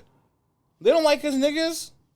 And that's why I asked the question about the whole trans thing. They don't like us. Like, that's look at the levels, bro. First of all, the police even started because they were rounding up slaves. That's how police even began. That's why they be beating our ass and killing us and shit. Number one. Two, America is not for black people. We're like they look at us like they're the lower, we're the minorities, like we don't belong, we don't matter. That's why there's so much hate crimes going on. Now you have the LGBTQIA plus movement trying to come up and say, hey, we're here too. But that's not just black people. That's all kinds of races involved in that. You see what I'm saying? So regardless, we're still going to get treated like shit for being black. A motherfucker can see me, not even know that I'm gay, but because I'm black, that's all that matters. Fuck him. You see what I'm saying? So it's just so many levels to it. It's more than just, oh, if it's a black person, they get treated this way, but if it's a black gay person, they get treated with honor and respect. No, them motherfuckers, trans women getting killed every day at very high rates. The murder rate for gay people is very high. Suicide rate is very high. We are getting treated like we are scum, trash, bottom of the barrel. I just feel when it comes to like people disrespecting the gay community or just doing something, it's one of those things where like they think about it first before doing it versus if it was just a normal black person, like they're not going to think twice about it. That's the I guess the point that I was trying to make. You feel me? Get at. I understand that, and because I can see from your side too, because it do be looking like that. But from the media standpoint. Right. And the media gets a lot of shit twisted too. And from my standpoint, I walk out of my house every day with 2 targets on my back. One for being black, one for being gay. You see what I'm saying? And I might you can even throw being overweight in there, because then people going to laugh at you and treat you like this and that. It may not be as serious as but other we're two. We're wanted now, nigga. Well, I mean, being you fat fly, is we fly and fat and just good-looking man and, good-looking woman. And, it's different, But I'm just saying, like, being black and being gay, bro, somebody's always going to want to say something. They're always going to want to treat you away, call you this, call you that. You got the racists on you, and you got the people who don't like gay people on you, the homophobes who want to kill you too. Like, damn, it's fucked up. You see what I'm saying? And so then you get caught in the crossfire, because then you got people, like you said, who were like, nah, how do y'all get treated better than the situation than we do? And it's like, nah, that's why we try to group up and say, hey, can all black lives matter? Can we all? But the thing is, and when people say all lives matter, all lives can't matter until black lives actually matter. And the problem that people don't understand with that is we've never mattered. We've been slaves in this country for years. Nobody's ever cared about us. And that's the point that I'm trying to make. So the respect for being either one of those alphabets, it's one of those things where like that, the respect for being gay has risen fast to the top of the fucking food chain before black people have. And that's where I feel the irritation comes in to come play at. Damn. Being gay and the respect for being gay, bro, that shit went to the top. But fast. But has it though? Look at history and how time has gone by and where black people started and where we are now. We weren't allowed to vote. We weren't allowed to sit in the same restaurants. We weren't allowed on TV. Like now it's completely different. From just my side, I think that's what it sounds like Mac's saying is like that the black community did all the footwork and then the other community, and then like me too. Throw me on top of that. And then Mac's like, well we did all Hold on, one thing at a time, So sir. we didn't do no footwork? No, that's exactly black what he's people saying. did the footwork. Black community did all the footwork. And For then, black people. right, and now the LGBTQ plus community is now jumping on saying, They ain't hey, did no Hell footwork. no. That's how Fuck no. that's what Mac feels with Do the, you know the trans black lives matter, Marsha I P. think. Johnson I'm was just- one of the first Not me, first just what black Mac was trans saying, I women think. Right. Yeah, that's exactly what I. That's exactly. who kicked off Pride in New York. I think it was 1976, I believe. I gotta look at the date, but she threw a brick at the police because they tried to raid this place called Stonewall, which is where Pride actually started, and that I didn't started know the that. whole LGBTQI plus movement. We've been gay since Greek days, right? We've been mistreated since back then and fighting for our rights too. And so it's been side by side, but the two just never really mixed. But Marsha P. Johnson was one of the first people who actually went against the stigma and fought for us, which started Pride. That's why it's in June, because it happened in June. And so back then, you couldn't be gay and wear dresses and be trans, none of that, because you would go to jail, right? So it didn't just start now. Like it didn't just start like because Black It really Lives Matter. seems that way though. You gotta know the history though. That's the thing. Like nobody's taking the time to go, okay, when did LGBTQI plus things kick in? When did they start fighting for their rights? Right. A long time ago, we couldn't get married. You can't be together in public. You can't be gay in general. Otherwise, you're gonna die. In all fairness, even with who I am and how my point of view is on that, I really do feel like it's low key fucked up from the married standpoint. If two people just so happen to be gay, right, and you've been with this person for 10 plus years, and they die, nigga, y'all was married. Right. You feel me? Like, that's that person's significant other. Right. So, and when it comes to shit like that, I fucks with it. You feel me? Like, bro, that's that person's husband, wife, whatever the fuck you want to call it. And I very do believe that motherfuckers do deserve to be able to. They're people. Give them insurance. If your significant other works in the fucking hospital and they got the better insurance, nigga, you should be able to be on the cuz insurance. But see, this is all brand new. This is just stuff that's just now happening. We're just being able to get married.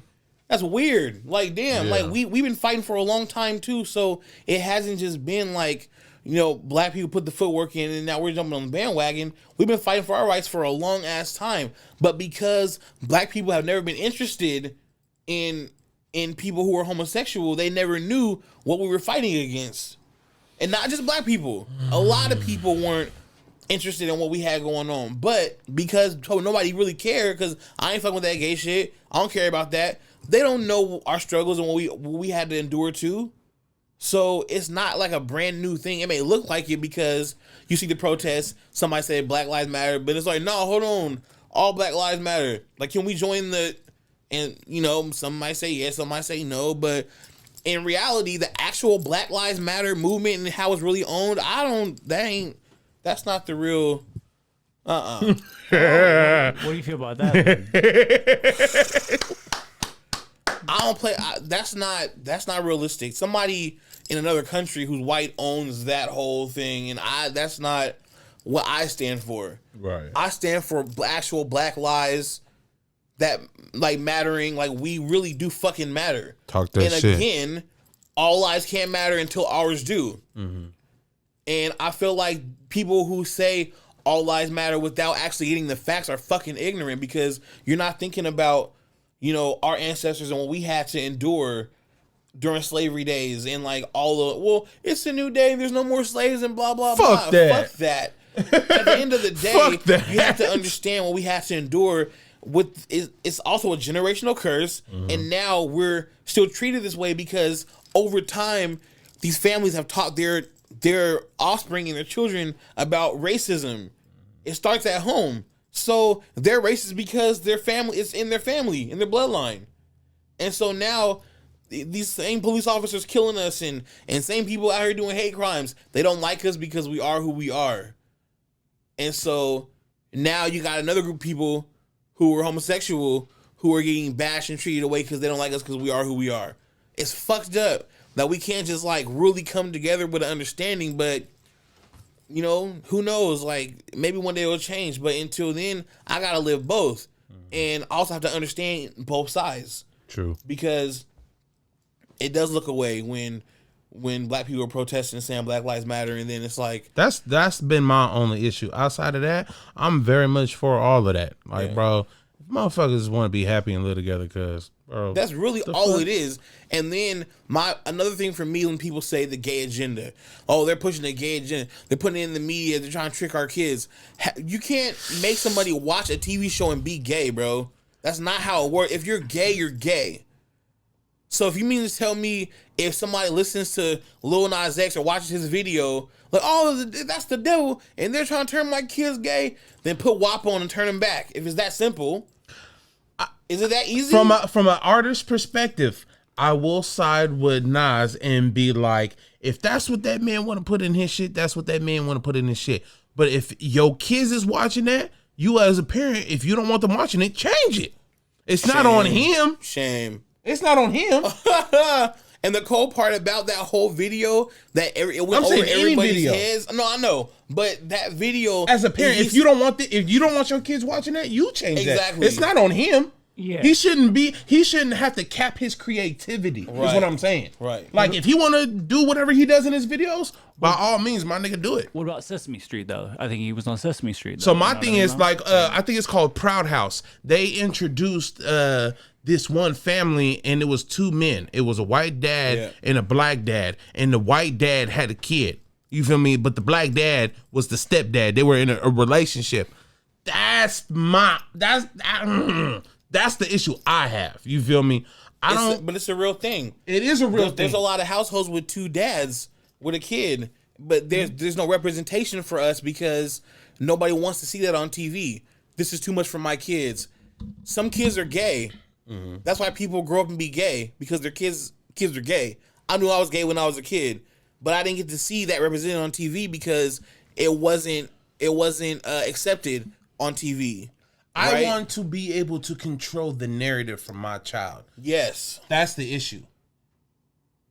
I don't control the narrative if I don't know. If I tell my daughter, hey, go ahead and go watch Sesame Street. But if I don't know that Sesame Street is really presenting the gay narrative to my daughter in a way that I would approve, I would be upset if I later on found out that this was an episode that was aired and I couldn't have that chance to be like, baby, that's true, but not like that. I want to be the one to control that. So what about a parent who has a gay kid and their gay kid has to watch a TV show that shows straight people, and are they wrong for being like, oh, well, I want to control the narrative of a TV show showing my kid a straight lifestyle because I know that my kid is gay, and I want to be able to show them that myself in a way that I want to.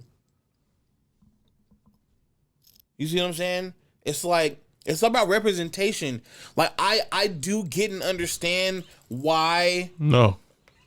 I do get and understand why people will be like, well, I kind of want to have the talk with my kid first and let them, or let them not see all that yet. But it's a real thing in life. So my thing is, okay, think about it like this. That same show, right? Say for instance, they showed a same-sex kissing someone else, and my daughter seen it on TV. She goes to school, kiss a little girl. We ask her, why did you think that I was okay? Well, I seen it on over here. That's the issue. But people kissing on TV every day. Straight couples kiss all the time. But so if she go to school and kiss a boy, well, I saw it on TV. It's still wrong. But her thinking that it's okay, it is okay if that's what she likes. That's where the line is, right there. That's a prime example. But as she a thinks it's child, okay. we're talking about a kid. Yes, but if she sees a kid shouldn't be worried about their sexuality, is what I'm saying. I think but they shouldn't be worried about sex in general. At all. Right. So that's the problem. What's the show on Netflix? It was a movie. It was called Hotties or some shit like that. It was a whole bunch of like 10-year-old girls twerking. Yeah. That shit had me hot, nigga. What the fuck? That is a fucking pedophile's fucking dream, nigga. You got 10-year-old. But did you watch the show and see the context? Fuck no. That's the thing. It's Fuck also, no. There's also context too that people miss in a lot of shows. I get that. And it's like you gotta context though. The part with me is I shoot with the camera all day. Like if I'm zooming in on certain parts and things like that, where it's like, I don't know. That's why I think. As a director, I would have stayed away from that. Oh, no, I'm cool. I don't want to do that. If you got enough balls to go film a nigga a handful of fucking girl, if it's not a cheerleading contest, a football game, you feel me? I understand that they were making a video about cheerleading, but I'm cool, bro. The way that they promoted that, it was just, I'm cool. You know what's crazy? I actually haven't even seen the movie itself. I'm cool. But I think about context too and why it was made the way it was made. Like, what is this about? And didn't they? But they played. I don't know. But I feel they played on the controversy and hoping that people would go and watch it based on the controversy. You a sick motherfucker, bro. But do you know that for sure, though?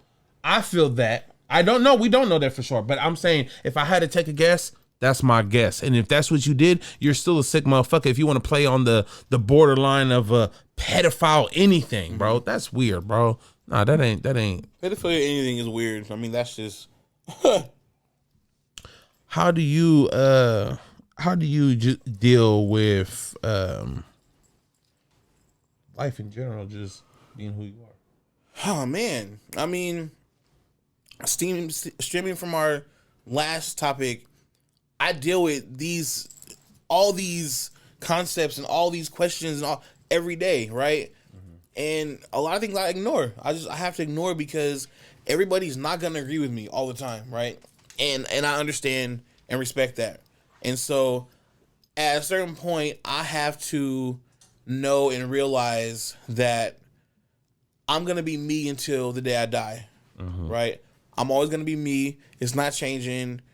Whether I end up with a girl or a man, it don't matter. Probably going to be a man. But I'm going to be me, right?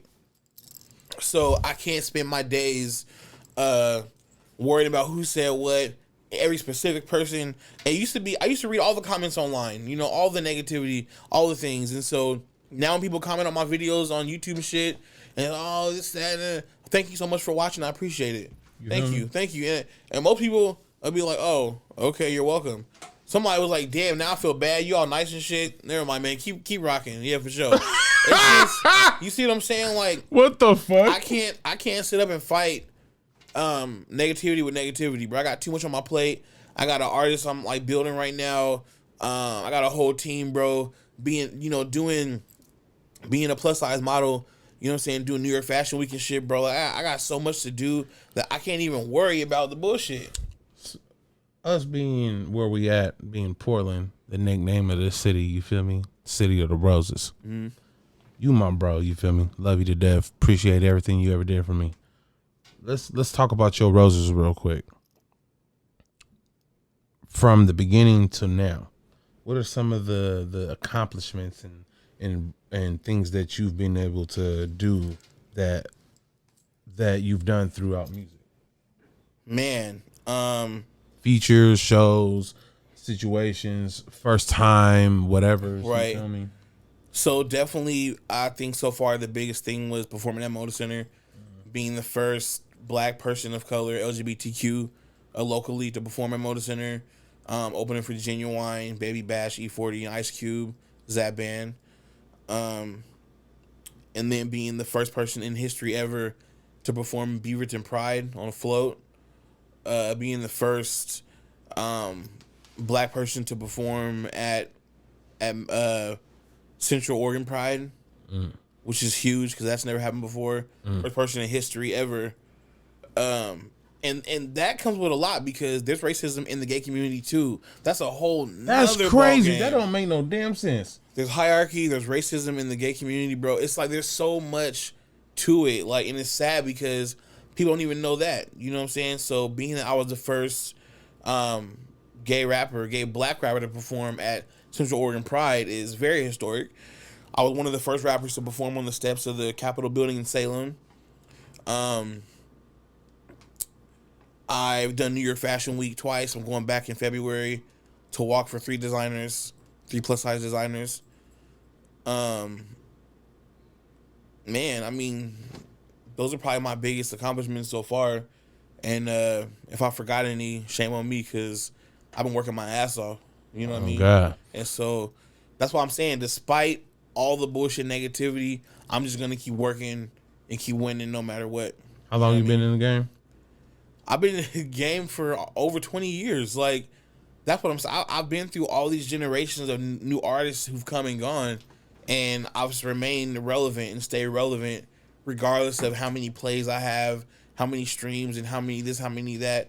Cause a lot of people be buying streams, and I ain't gonna you said it. Nobody, but a lot of y'all be having 1 million views, and nobody's talking about you in the streets. That don't make sense. Not a one.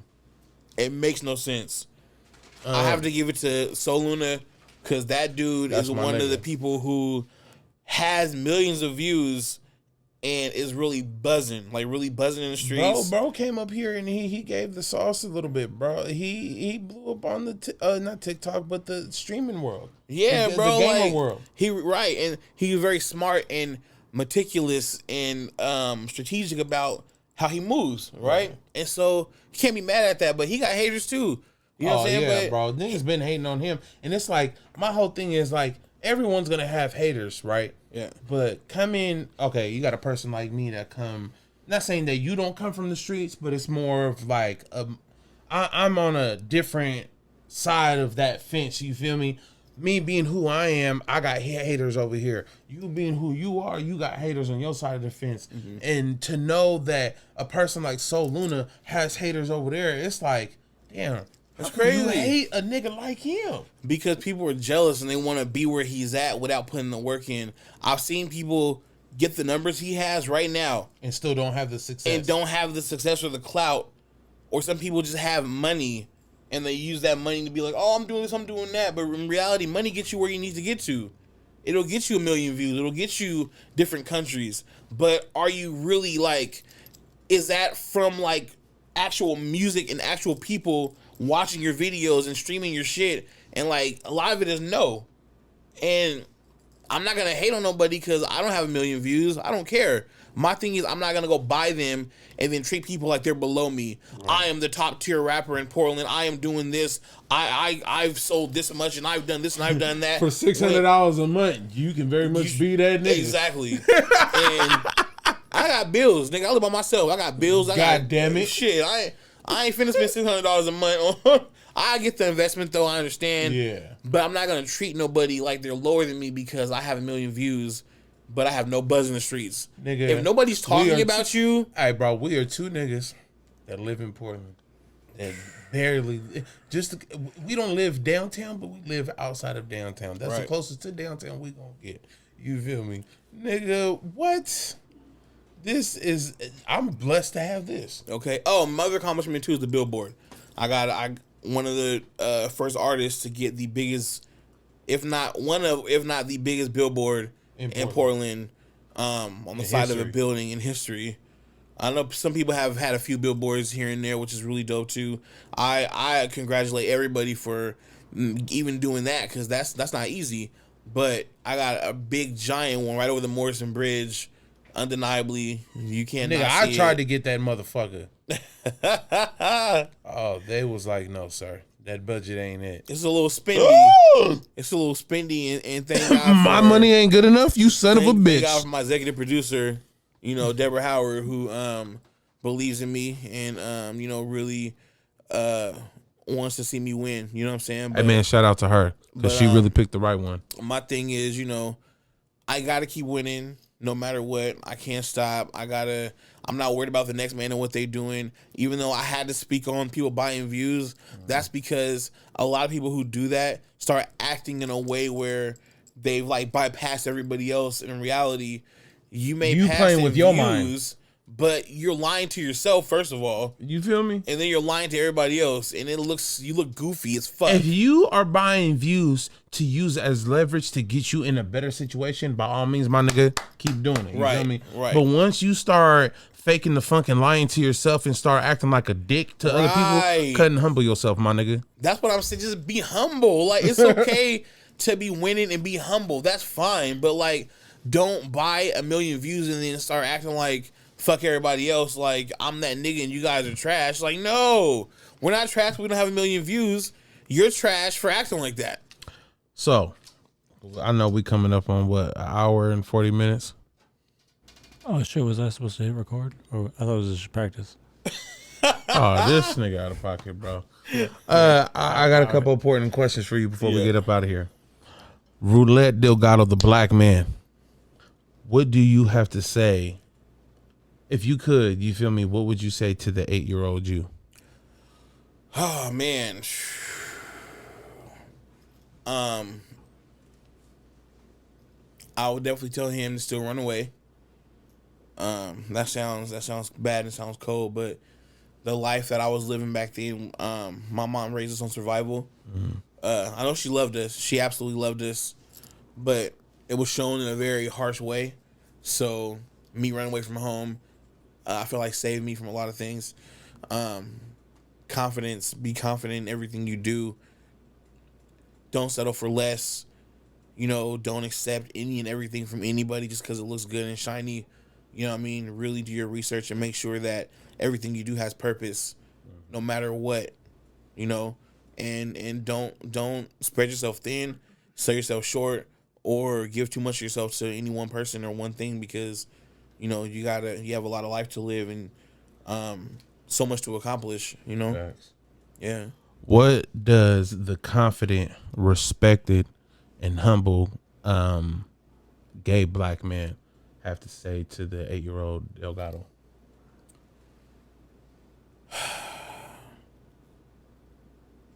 Don't be scared. Don't be scared. Don't feel like you're not enough, because you are. Don't feel like if you come out that nobody's gonna love you or nobody's gonna treat you with kindness and respect. Some may not, but some will. And there's gonna come a time where you're gonna, you know, become an adult and really have to make the choice whether you live your life or not.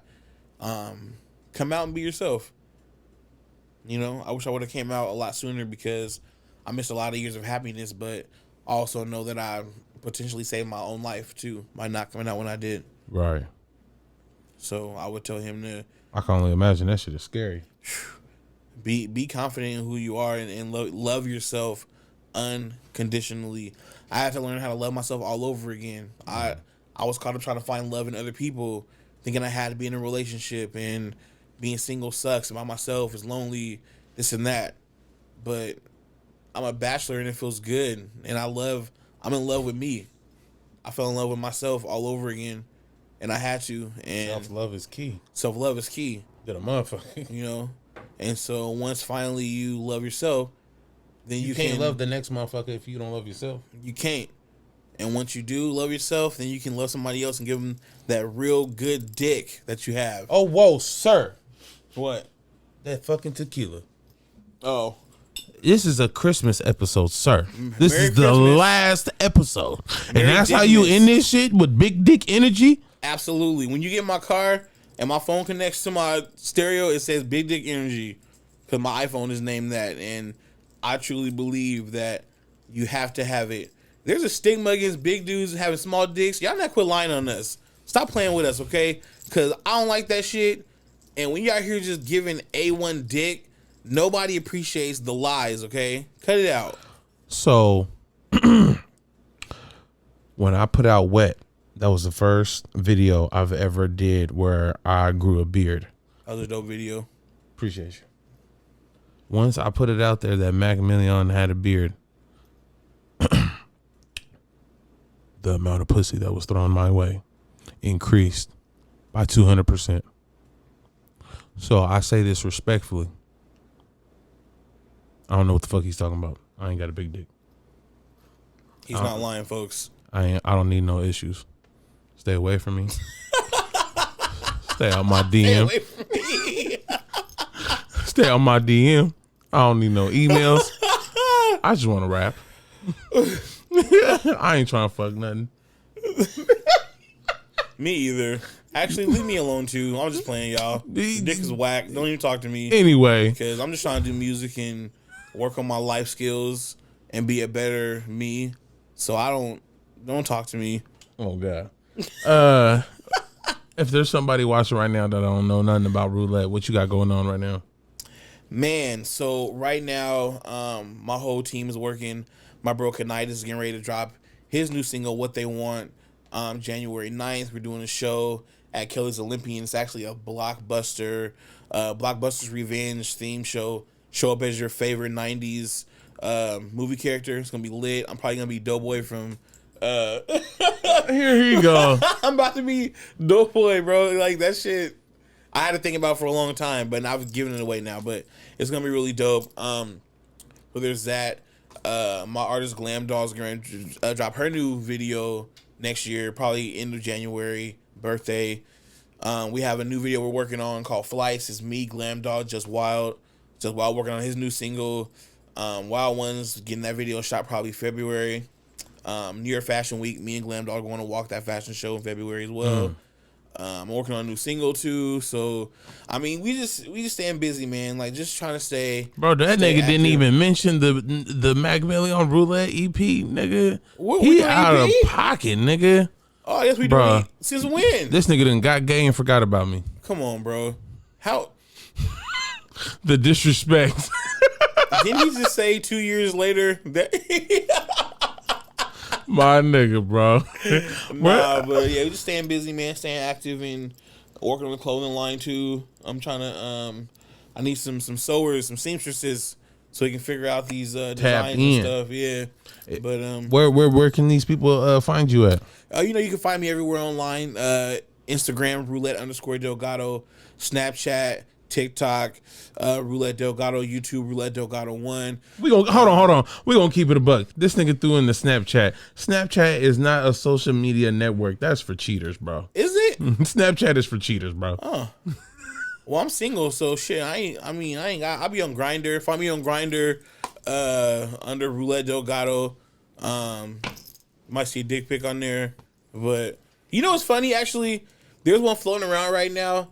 And this person like threatened to release it, and I was just like, "If you're gonna release it, at least tag me though, so I can get my credit." Cause you out here sending dick pics? Hell yeah! What you mean?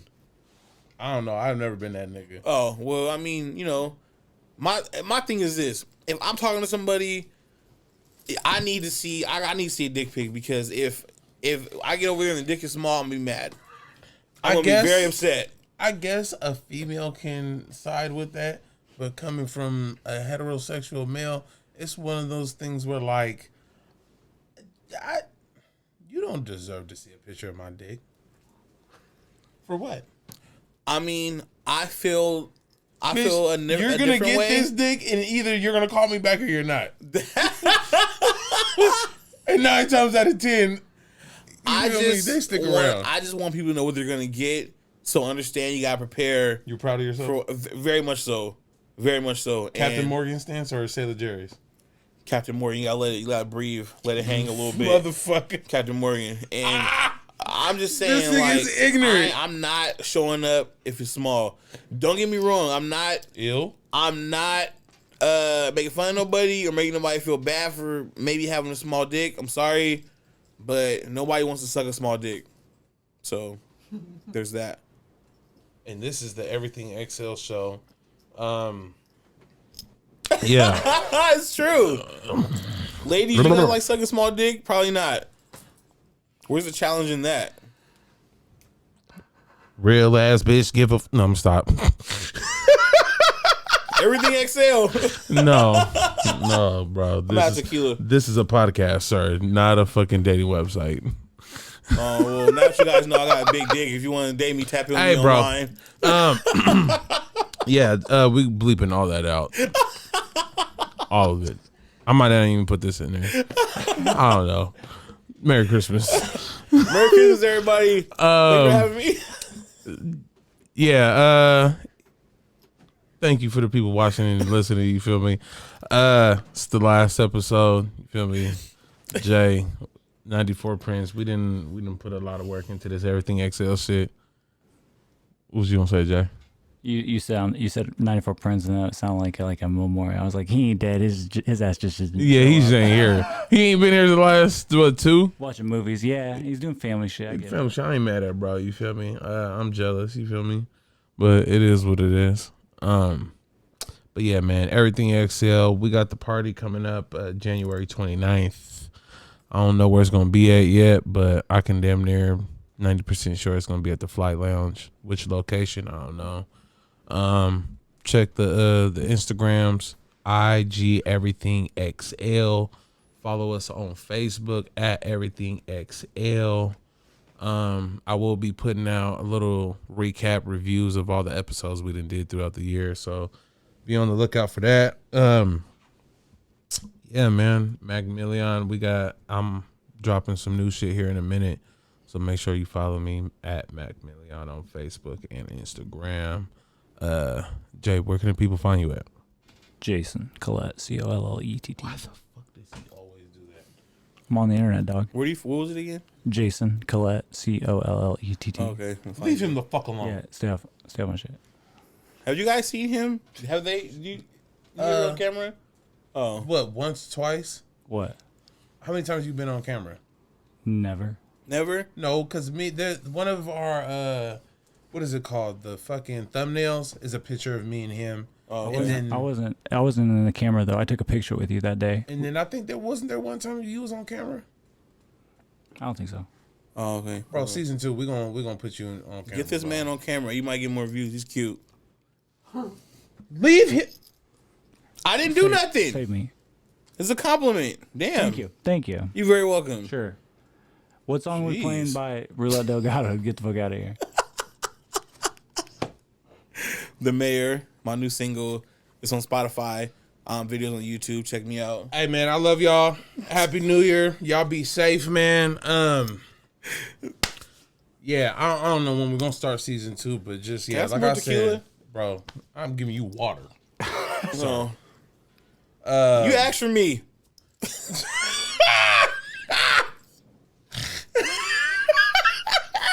My nigga. Oh, bro, I can see the comments now. Ain't this a bitch? It's all love, man. Yeah, but honestly, man, I'm glad we had this conversation, bro, because it was very in depth, and I feel like there's a lot of understanding. A lot of things that may take time. We might not even be alive when things come together, but the conversation is so key, right? And you don't have to always agree. You can agree, disagree, and it's that's just real shit. But one understanding we do have is the love. You feel me? Yeah. Love for music. You feel me? And yeah, man, be on the lookout for that Diamond Cut ENT album. You feel me? Look, okay, manifestation. You feel me? Nigga, it's the fact, niggas, man, put some respect on it. You feel me? On dead homies, though, nigga. Oh, God, nigga, when it comes to this Portland shit or this Northwest, oh, bro, ain't two fat niggas that ain't never did it. You feel me? Yeah. XLY, man. Tap in.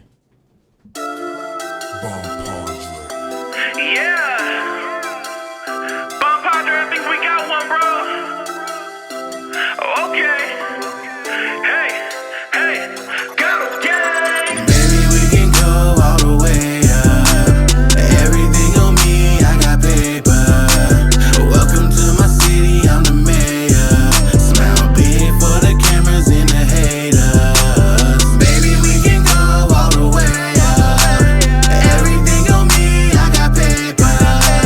Welcome to my city, I'm the mayor. Smile big for the cameras and the haters. You with me like soulmates, took me back to my old ways. Haters mad, they talking down, that's okay, they so late. Put you on to this king shit, we gon' be living like royalty. And all I ask for is good head, some communication and loyalty. Baby, you the best and I need it. I know it's only been a minute, but I see it. Your heart broke cause the other one cheated. Let me show you how to really be treated. Build a bridge and we crossing over. Hang on tight, I got lots to show you. Demonstrate what this mouth do. I'ma wake you up with no cup of Folgers. Ooh, tell me what you wanna do. What you wanna do? I can show you how to move. Show you how to move. Anything you want is cool with me. Baby, we can go all the way up. Everything on me, I got paper. Welcome to my city, I'm the mayor. Smile big for the cameras and the haters. Baby, we can go all the way up. Everything on me, I got paper. Welcome to my city, I'm the mayor. Smile big for the cameras and the haters. Just said we on the move. Y'all party, let's take a cruise. Understand I'm an upgrade, so forget your ex, he's old news. Day nights in New York, fashion shows in LA. You be out there front row, when I be walking these runways. Like damn, baby, you the realest. Got me on 10 and I'm all in my feelings. Lay you on your back with your legs to the ceiling. I got a lot of dick, so I know you gon' feel it. If I put you on, don't put me last. I'll put you first, and that's easy math. Me plus you means built to last. And divided by 2, you're my better half. Like Ooh, tell me what you wanna do with me. I can show you how to move. Anything you want is cool with me. Baby, we can go all the way up. Everything on me, I got paper. Welcome to my city, I'm the mayor. Smile big for the cameras and the haters. Baby, we can go all the way up. Everything on me, I got paper. Welcome to my city, I'm the mayor. Smile big for the cameras and the haters. Upgrade your lifestyle, drip you all in this ice now. Hit my line when you touch down, we everywhere, this my town. We be sexing like porn stars, riding around in these phone cars. Roll with me, you can't lose, this Ghetto gang, we gon' far. Ooh, tell me what you wanna do with me. I can show you how to move.